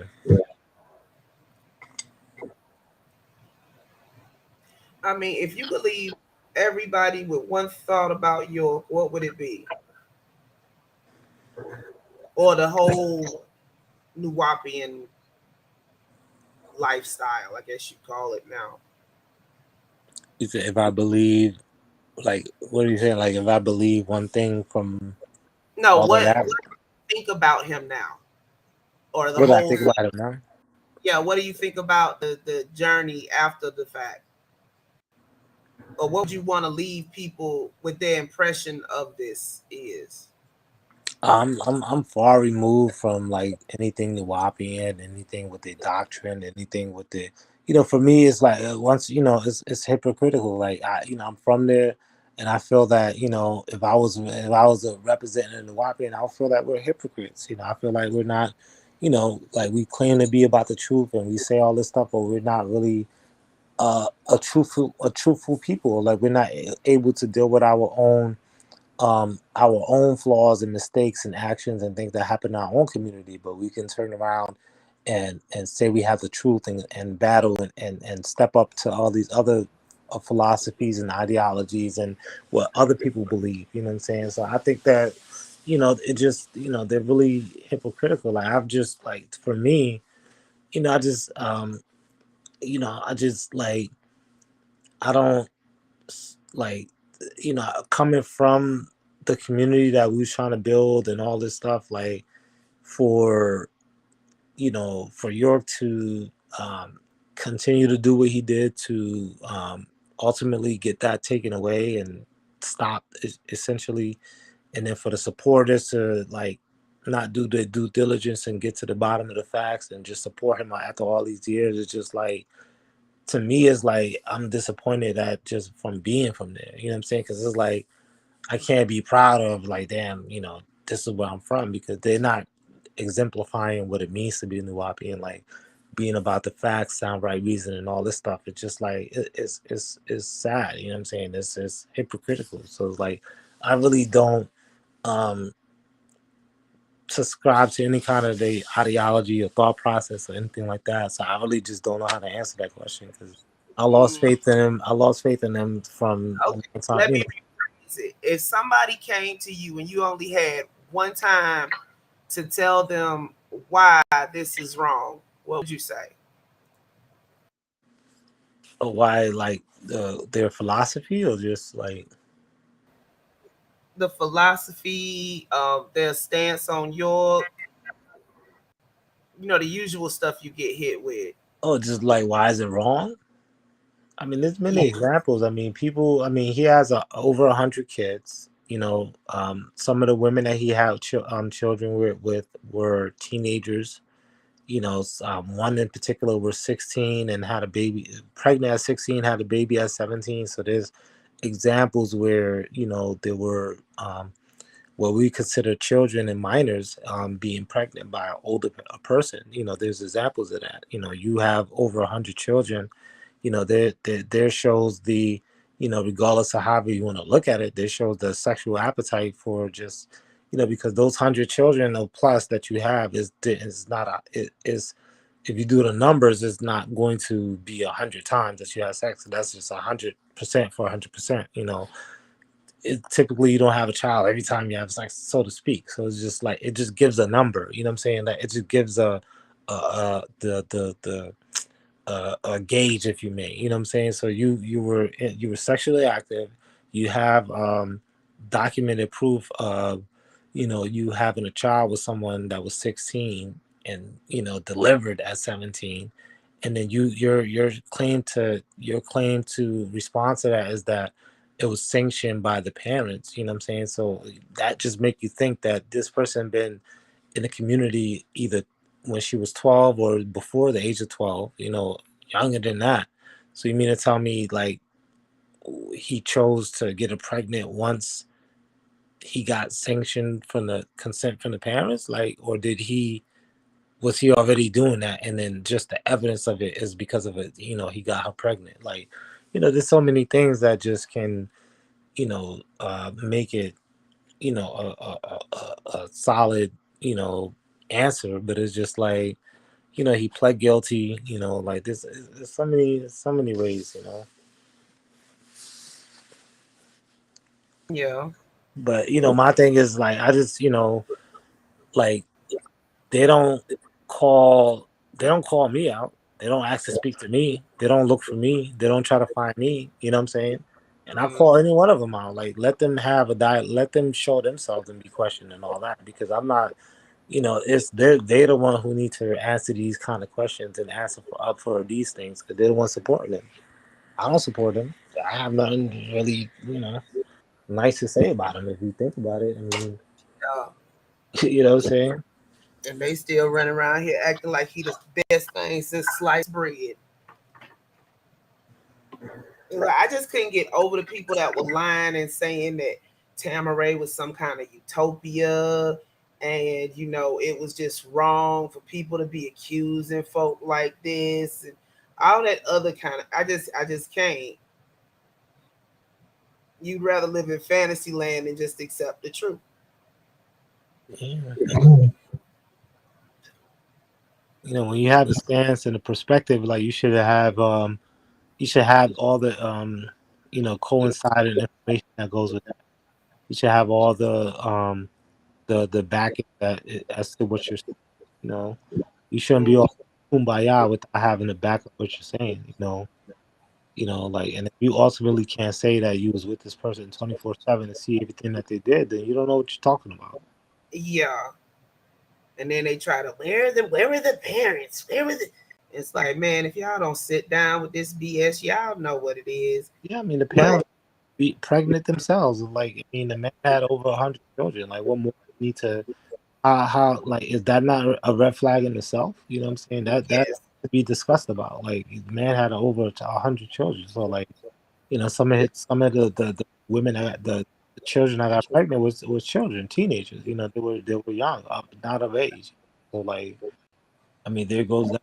Even though you had the statutory rape back in the first In the 60s. yeah. So it's like it's just a correlation. So it's like, like, if a president was trying to nominate to be a president and do basic stuff, and somebody brought up drugs that they did in college, it's going to affect their career as trying to run for president. So what you did in the past, it should be an indication or affect your career, what you're trying to do in the future in some shape or facet. You know what I'm saying? You may overcome it or however, but it doesn't negate the fact that it's there. And then if more similar things align with that and continue to happen and come out after that fact, that correlation is just undeniable. I mean, it spells it out. The CAT is cat. There's no other way to really just, that's what it spells out. It's just the correlation lines up. You have these documented offenses where you are statutory raping people. That your answer might be, oh well, I married her and had children with her. Like that don't negate the fact that you got charged with it. And then you Yeah. have further examples of you molesting numerous children for years. It's some of them being documented at the time where it could be documented, where you could see the age where it happened because it's proof. You just do the math. And then you got to think like, okay, well, the adults that was not born in the community that know that, hey, 16 is too young, is a young child having a baby. Like, and then all they got to do is say, okay, well, the person they had it by is this older person. It's not rocket science, and then, 60 something at the time because he 80 something now. yeah, I mean, that's a red flag. I mean, how else I mean, I understand it now. I mean, I have thought about that as a child because it wasn't in my concept. You know what I'm saying? But if I can see that clearly now, I don't see how some of the adults didn't see that. And then their excuse is that, oh, it was sanctioned. That's, what I mean? Then you got to say, okay, well, my child hangs around her and she's pregnant by this person. So then it's like, I've been here 10 years. Like some things got to start to come to click and then come to whatever. But they didn't do a crime by thinking that and committing that. It's a person who molested the person that did the crime. But we just want to hear from people. We just want to hear their stories. We just want to hear the whole picture. You know what I'm saying? And if it takes, I mean, I'm 36 now, so if it takes for the children that we were children at the time to speak out, then that so shall it be. You know what I'm saying? Because now we're the adults. You know what I'm saying? So don't the people that wasn't there, didn't see nothing, whatever, don't come in now and try to try to referee. You know what I'm saying? Because where were you all these years? You know what I'm saying? You not out here. You don't have a track record of you defending or doing anything. Like where have you been? Show your track record, show your documentation, so we can go back there and question all that too. Melanated said, have you thought about writing a book or script about your experience?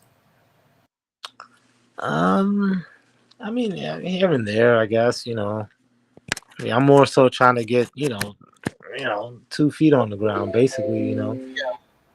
I mean, I'm learning a trade. I'm changing change careers from the restaurant business. When Corona happened, so I'm just trying to get situated in that and trying to get a foot in. And if I'm able to have more time for myself, I can do stuff because I work 8 hours a day. Yeah. I could do a little more, but I'm dealing with oh, he's an agent, he got paid by that. Like, where? I should be all right by now. I should have been sitting I know, high. right? All y'all should be up in the hills and big old houses and stuff. As much as they say y'all got paid, I had somebody tell me Chuck get money off his YouTube channel. Chuck ain't even monetized. Yeah, man. Like they have to, they should have to bring, proof for everything that they're saying. Like it's up to them to prove what they're saying. They have to prove the conspiracy. They have to prove all this stuff. Because the case is already closed. It's already done. It hasn't been reopened. You paying all these lawyers. Nobody reopened the case. He done exhausted all his appeals. They can't even do anything. There's no chance of getting him out anymore. And they still sitting up here. I don't even think those are real lawyers at this point, besides the one that goes to see yours. I think these are just people coming out misrepresenting themselves, saying they lawyers, saying they this, that, or the other. And it's ridiculousness. Like I said, that lady, she couldn't have been a paralegal the way she was talking. Yeah, I mean, I just like, I was kind of brought into the conversation, so it was like I didn't really, who was there, whatever. I was still figuring out at that point that this was my second time on Clubhouse, So I was getting, back chat messages. I was just, figuring out 20 minutes later messages, and I figured out, oh, there's a chat button here, like. you know, so I was just figuring it out. Like I really don't be on it like that, but Yeah, you that know, was a it's just whole setup, though, because yeah, because they cut yeah, the raise hand feature off so that you couldn't ask to come up. They wouldn't let Chuck up. They blocked him all the way from the room. You know, and from the characters I saw in there, they be in them Sabian rooms because you know that's what they call themselves now. They done yeah, made them full of rooms on Clubhouse where they go over there teaching, talking about going to Liberia, sitting up here putting on this front like everything is peaches and creams to get new members. uh, So I just figured that out too today. I just figured out you could search your room, so I just saw that. I was like, oh, let me type in this thing. Oh, they all got you gonna pages. do is type in your name and then click on the rooms portion, and they all pop up because they usually got his name in the title. Yeah, And once you find the room, all you gotta do is go down and see what's being said.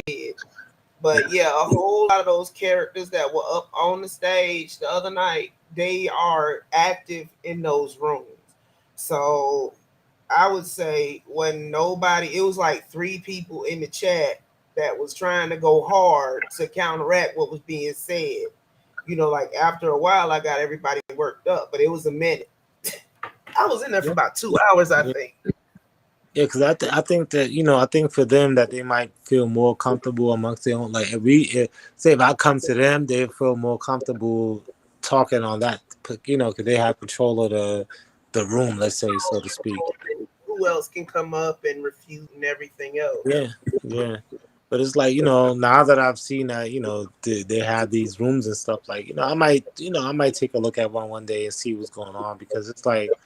These people just been hiding for so long and been running for so long. It's just like, and then of course when you're there, they want to bombard you with questions and all that. But I think I'm ready. I have some questions I want to ask them, and it's All just questions have been answered exactly. multiple It's just times. like prove your defense. Prove like just I just want them to produce one person. Yeah. Ask questions and start answering them because at this Hmm. point it's ridiculous. Yeah. Because if you wasn't there and you didn't see nothing, then bring somebody that was there and I saw something. If it was somebody, if you have 7 witnesses that was on a trip to Miami for the conspiracy, produce at least one of them in 2022. It shouldn't be that hard. Like, it really shouldn't be. But like we got new university running around here. They done switched from YouTube to Clubhouse because I think the pressure was on them. But they still have some little YouTube rooms around here. But it seems like they transferred to Clubhouse and Big O because that's where the younger people are at, and they are over there proselytizing hard. And really, because they don't have to show their face. Yeah, you know, they I could can just, find the majority of them. They think. No, look, y'all sitting up here making these little rooms on Clubhouse with these little made up names. I can still find you. yeah. Yeah, I just, that was my first Clubhouse interaction with these people. Yeah, that But was your first round at the rodeo. yeah, so it was just like, I know I'm never really prepared for anything. I come as I am, but like, Yeah, but now that I see, that hey, I see like I see what it is. It's like okay, I know how to deal with that. You know what I'm saying? mm-hmm. You can always try to, you're always gonna try to something, but if you don't, if you can't, it doesn't help if you don't know what you're talking about. Like, it's not gonna really help you because you can't really set up the things that you want to. You can't make the points you really want to make because it doesn't really, it's not, backed by anything. It's not really backed by anything tangible. It can't stand. It does. It doesn't hurt. It's swing and a miss. And it's like at this point, you're damaged children, not only physically but mentally. Hmm. And some of them will be physically damaged for life. Some of them will be mentally damaged for life.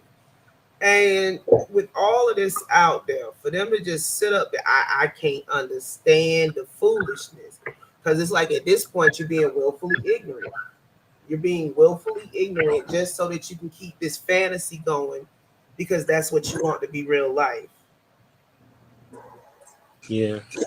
I mean, Earth's bad, but it ain't that damn bad. Yeah. Yeah. But like Chuck pointed out, some of them been in it so long that they don't have any skills to go out into society. So this is the only way they know how to make money. But at the same time, if you know that York did this, why would you still put him up as your figurehead? Just go do something else, man. You could do anything besides that. But that's what you choose to do, and that's what makes them so bad.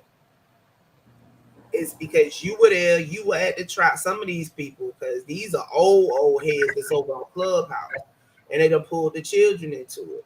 So some of them were there, they were at the courthouse, they saw the transcripts and all that other kind of stuff, and they still come out their mouth and say York is innocent or that he's not even in jail.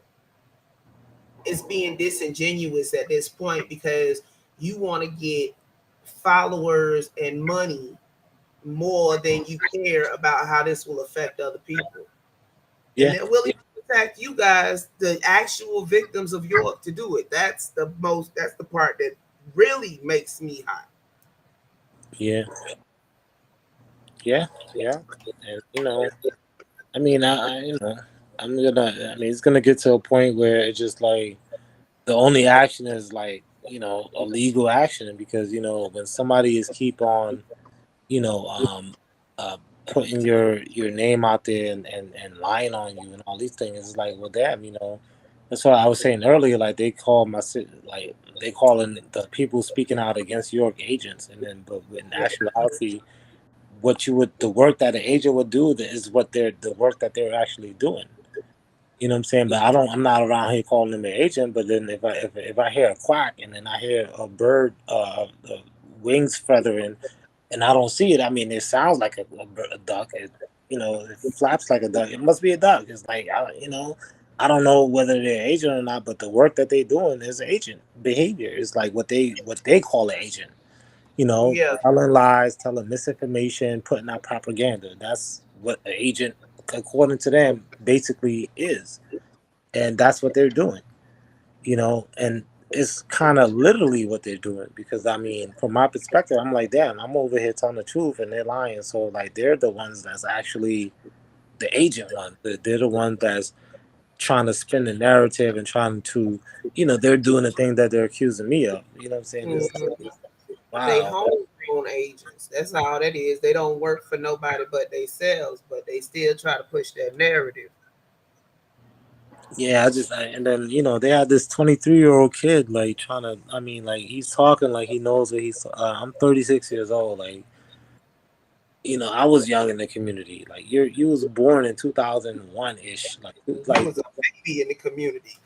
yeah, you younger than Prince York, and like you see, like, he really don't like know what he's talking about. Like, and you think And you could come and like that's like that's either all you have left is these young people that just want to keep the fight going, because that's you just taught them everything that you just told them make everything, like, you don't like that.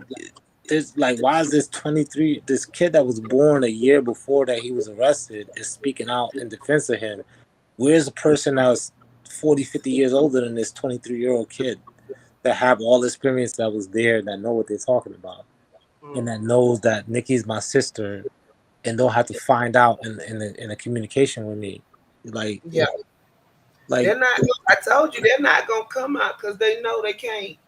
They can't sit up there and toe that party line, but they can feed it to people to go tote it around for them. Oh, they good at that. yeah.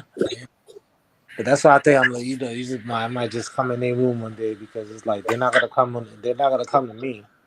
You know what I'm Mm-mm. saying? So it's like, I mean, I'm working all the time or whatever. So I mean, I don't really have time to just be on no BS with them.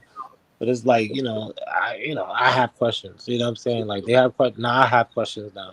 You know what I'm saying? Because It something was is up. nice if one of them would come over here or somewhere else that's neutral. Yeah. But they never seem to pick those places. They go to people that's just gonna let them talk and don't know enough to really question them about what they're saying. And Yeah. that's the danger of sitting up there interviewing people like this, because it lets them get their rhetoric out to people that didn't know anything about it. Yeah. And that's the thing too, is like, when for me, is like, when if I could hear them talk or I could listen back, and it's just like I just think of all these things that I can ask, because it's just like the perspective that, because I just see it from, it's it's my life, or like a part of my life. It's it's like, so I know, okay, let me ask this question, let me ask this question, let me ask that question, because it's just like you have to answer it a certain way, because it's like otherwise you just full of shit. You know what I'm saying? Because it's some people, like, they know they ask really good questions, but it's like, when a Nuwapian, they're trained to be like, to dance around, like, for lack of a better word, they trained to, if they don't know something, they'll stall, and until they could try to spin it a certain way, and shift off of something. They have their tactics, is what I'm trying to say. And it's like you have to know how to rebuttal that tactic or combat the tactic, or you have to be familiar with it to the point where you already see where they're trying to go with it. You know what I'm saying? And that that's a way to deal with them. And if listening to the talk for a while, you just start to pick up on it. It's like, okay, they really try to set you up in questions where it's like you're answering in a definitive, so that way they can rebuttal off of that. But this But is also dangerous because, like Rashad Jamal, I just found out, what was it, yesterday, that back in January, somebody, attacked their family after listening to his TikToks. So, this isn't and that child was only 20 something years old, 22, I think. hmm. And they was like, he was only watching them for 4 or 5 weeks. All that rhetoric that they put out with no kind of foundation, if somebody already has issues, it might tip them over the edge, and that comes out in various different ways. So all of this is dangerous. Them coming out and doing this is very dangerous for society. Yeah, yeah, that's right. Because then So, it'll be a whole other generation out somewhere on some land and stuff being done. And this time they gonna try to move it overseas because the laws are different over there. They ain't gonna want to mess with nobody until something crazy goes on because they're still American citizens. yeah, yeah. I mean, that's I definitely see the makings of that happening, and that's like and the they're able to kind of get the process going because nobody is questioning them. Nobody's trying to really, they have all these, oh, York is getting out this year, that year, this year, that year.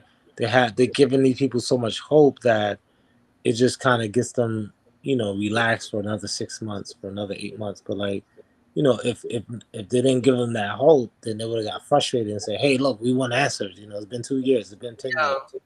Yeah. So they keep trying to spoon feed them hope, and in doing that, it just kind of it lets them get their guard down, where they're not really getting frustrated and demanding answers.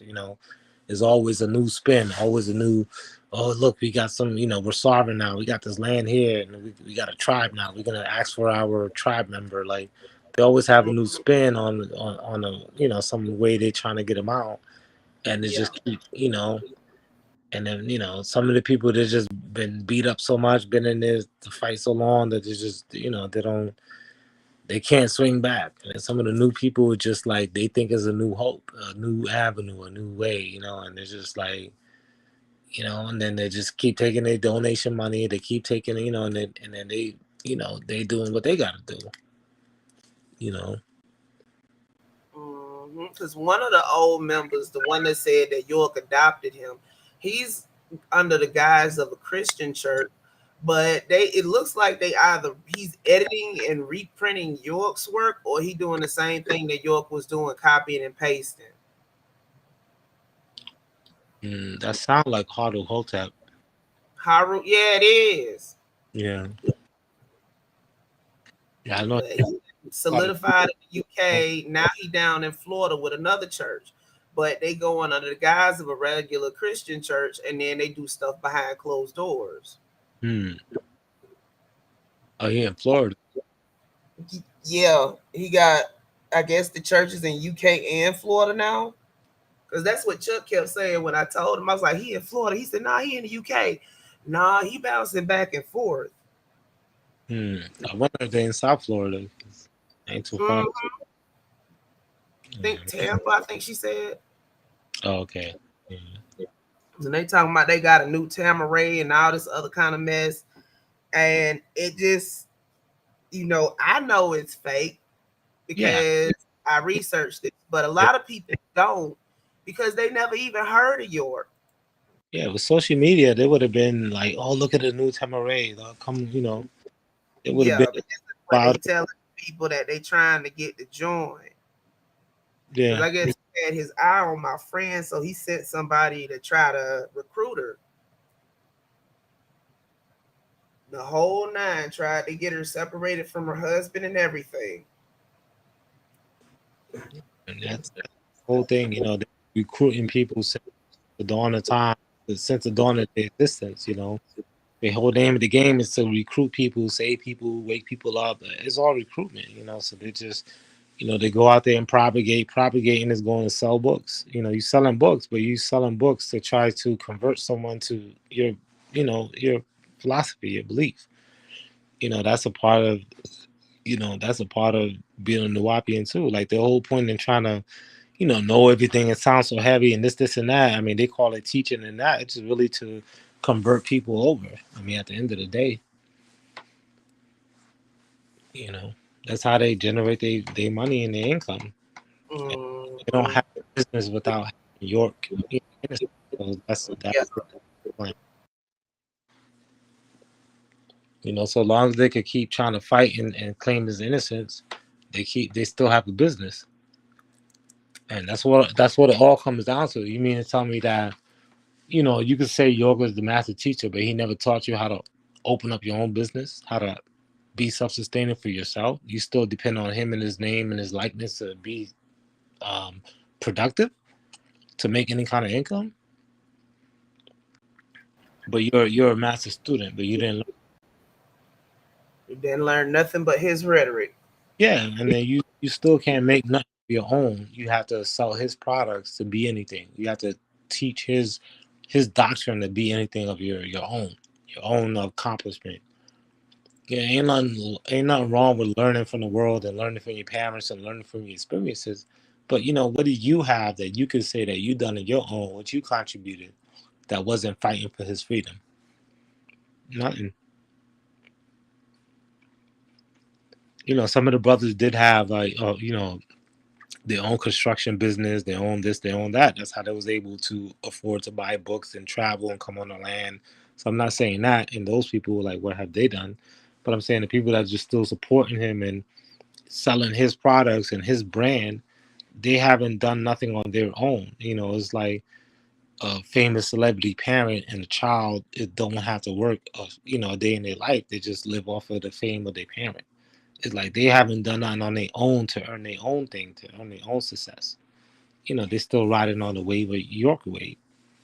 Somebody like Polite was trying to, be one of those people that, became something out of, what they was teaching.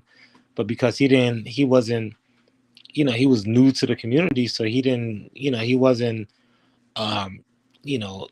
beat up, not when he didn't bring in his quota, so he didn't go through that conditioning, what I'm saying? So he was different. So, like he was, he didn't have that barrier to hold him back in a sense, So he saw it like, oh shoot, let me, shit, these people over here sleeping. Let me just come take what I can.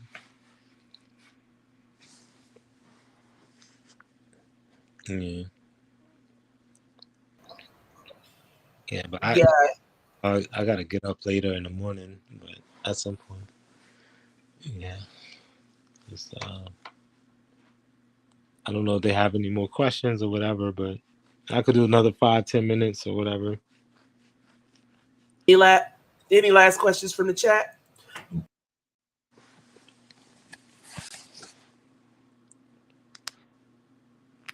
Yeah, and we could come back and do another something planned, and then we could do have a lot of people that want to speak and say things or whatever. Yeah.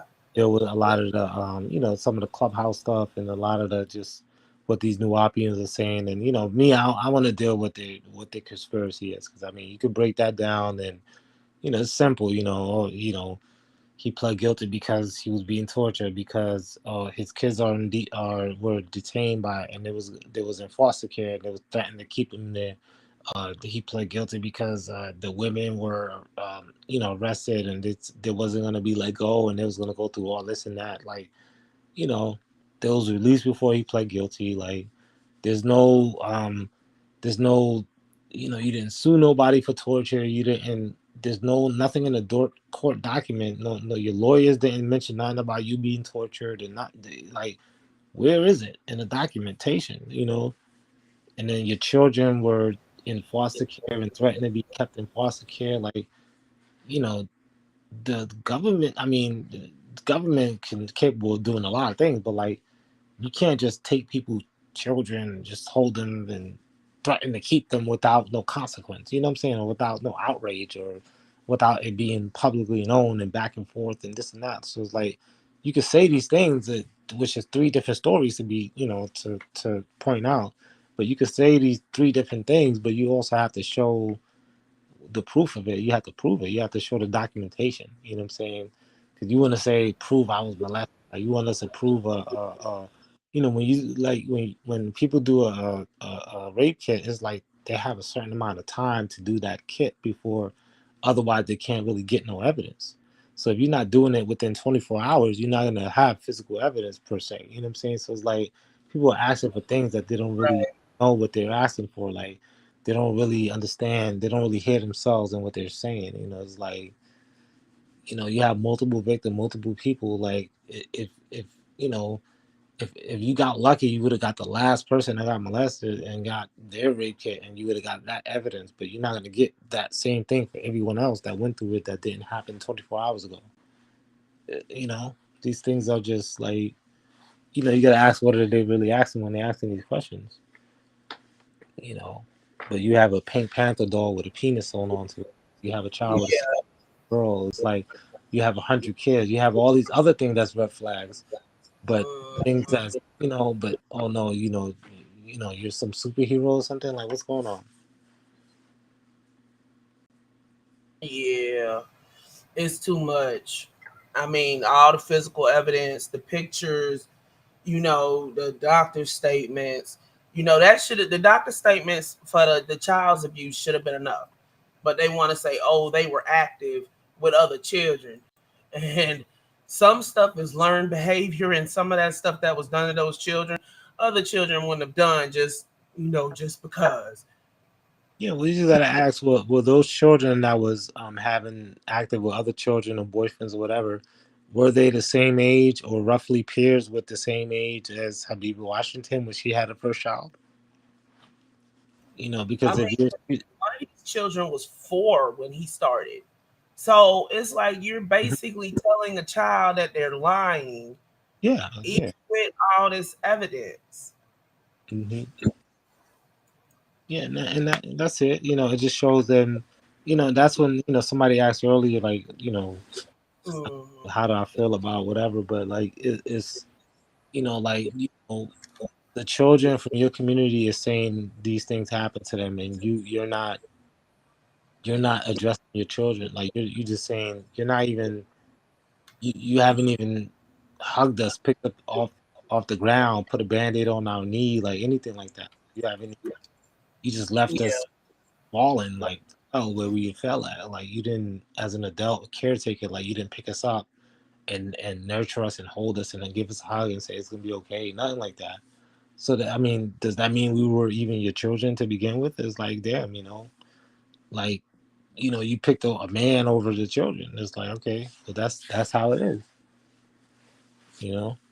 Because, like, now that I think about it, I'm like, well, damn, if anybody had a bone, like, I've, one of the vocal victims out here speaking, you know what I'm saying? So there's all these people that raised us and adults and things like that, people that know who I am, you know what I'm saying? And even throughout these times where I've spoken out, like, I still don't hear no, message, email, and I see them like pop up as a suggested friend on Facebook. Hey, do you know this person?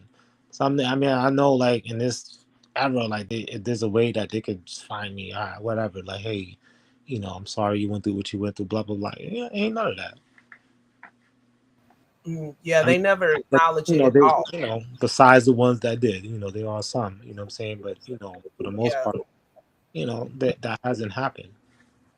And Chuck says he'll join you the next time with documents. Thanks, Chuck. Yeah. Yeah, I mean, and and that's the thing, that and we're gonna keep bringing the truth and keep bringing the documents and keep, correcting these things, because as these things age in time, the truth is gonna age well versus what lies are, because it's just it's not gonna age well. I mean, I don't think they realize it, but sometimes you don't see yourself where you're at. You got to look up from the outside, looking in, and as a parent, I heard a 23-year-old kid tell me about my life and don't even know me, don't even know I had a sister, like don't even know what they're talking about, like you know, like you see it happening in real time, and it's just like, okay, we got to start getting into what their defense is, because that seemed to be their only anchor into this thing. And I'm sure, I know we went over it before and all this stuff, but it's like, one of, like, they're representing their tribe, they're representing their stance, they're representing their defense. So it's like, well, somebody needs to get this work. You know what I'm saying? Somebody needs to come and sit in the hot chair, like how you try and do with all the victims and stuff like that. Yeah, but they don't want to sit both in ways. it. They want to put everybody else in it, but they don't want to sit in it themselves. Yeah. And if not, then then you have no business defending a pedophile. I mean, like, what are you doing? It's all or nothing. Like, you're defending what you think is a alleged pedophile. So, like, you got to come with everything, because what you come with is not making no sense. There's not somebody that stole candy from the store. There's somebody that abused and raped children. Like, your defense got to be solid and on point, and got to be, captivate the room when you're talking. Like, you have to really be coming with some truth, and that's not what you're bringing. That's not what we're hearing. You know what I'm saying? You're hearing multiple people speak over themselves. You're hearing people seem like that they never had an opportunity to even talk to anyone close to a victim. They finally had the one chance, and they can't even get a sentence out. Like, they was just reading stuff that they had just read yesterday. Yeah, because it just shows you that they know that, maybe they know a documentary is coming out, and they're just trying to, get their story together so that they have one unified approach to what they're gonna rebuttal with. Yeah, that's gonna be real hard to do with all the differences, addressed. Yeah. Well, we thank you for stopping by. You always welcome at the Treehouse. The invitation is extended to anybody else wants to come up. And if they would be willing, I would mediate, but we all know how that goes. They don't want to mediate. A mouthpiece. But yeah, I'm gonna let you go ahead and get off, because it's about midnight where I'm at, and I know it's probably around the same thing around where you at. Yeah. But thank you for coming out. If you need anything, just hit me up. I'm on Facebook. I'm here. But if you need anything, just know we always here for you.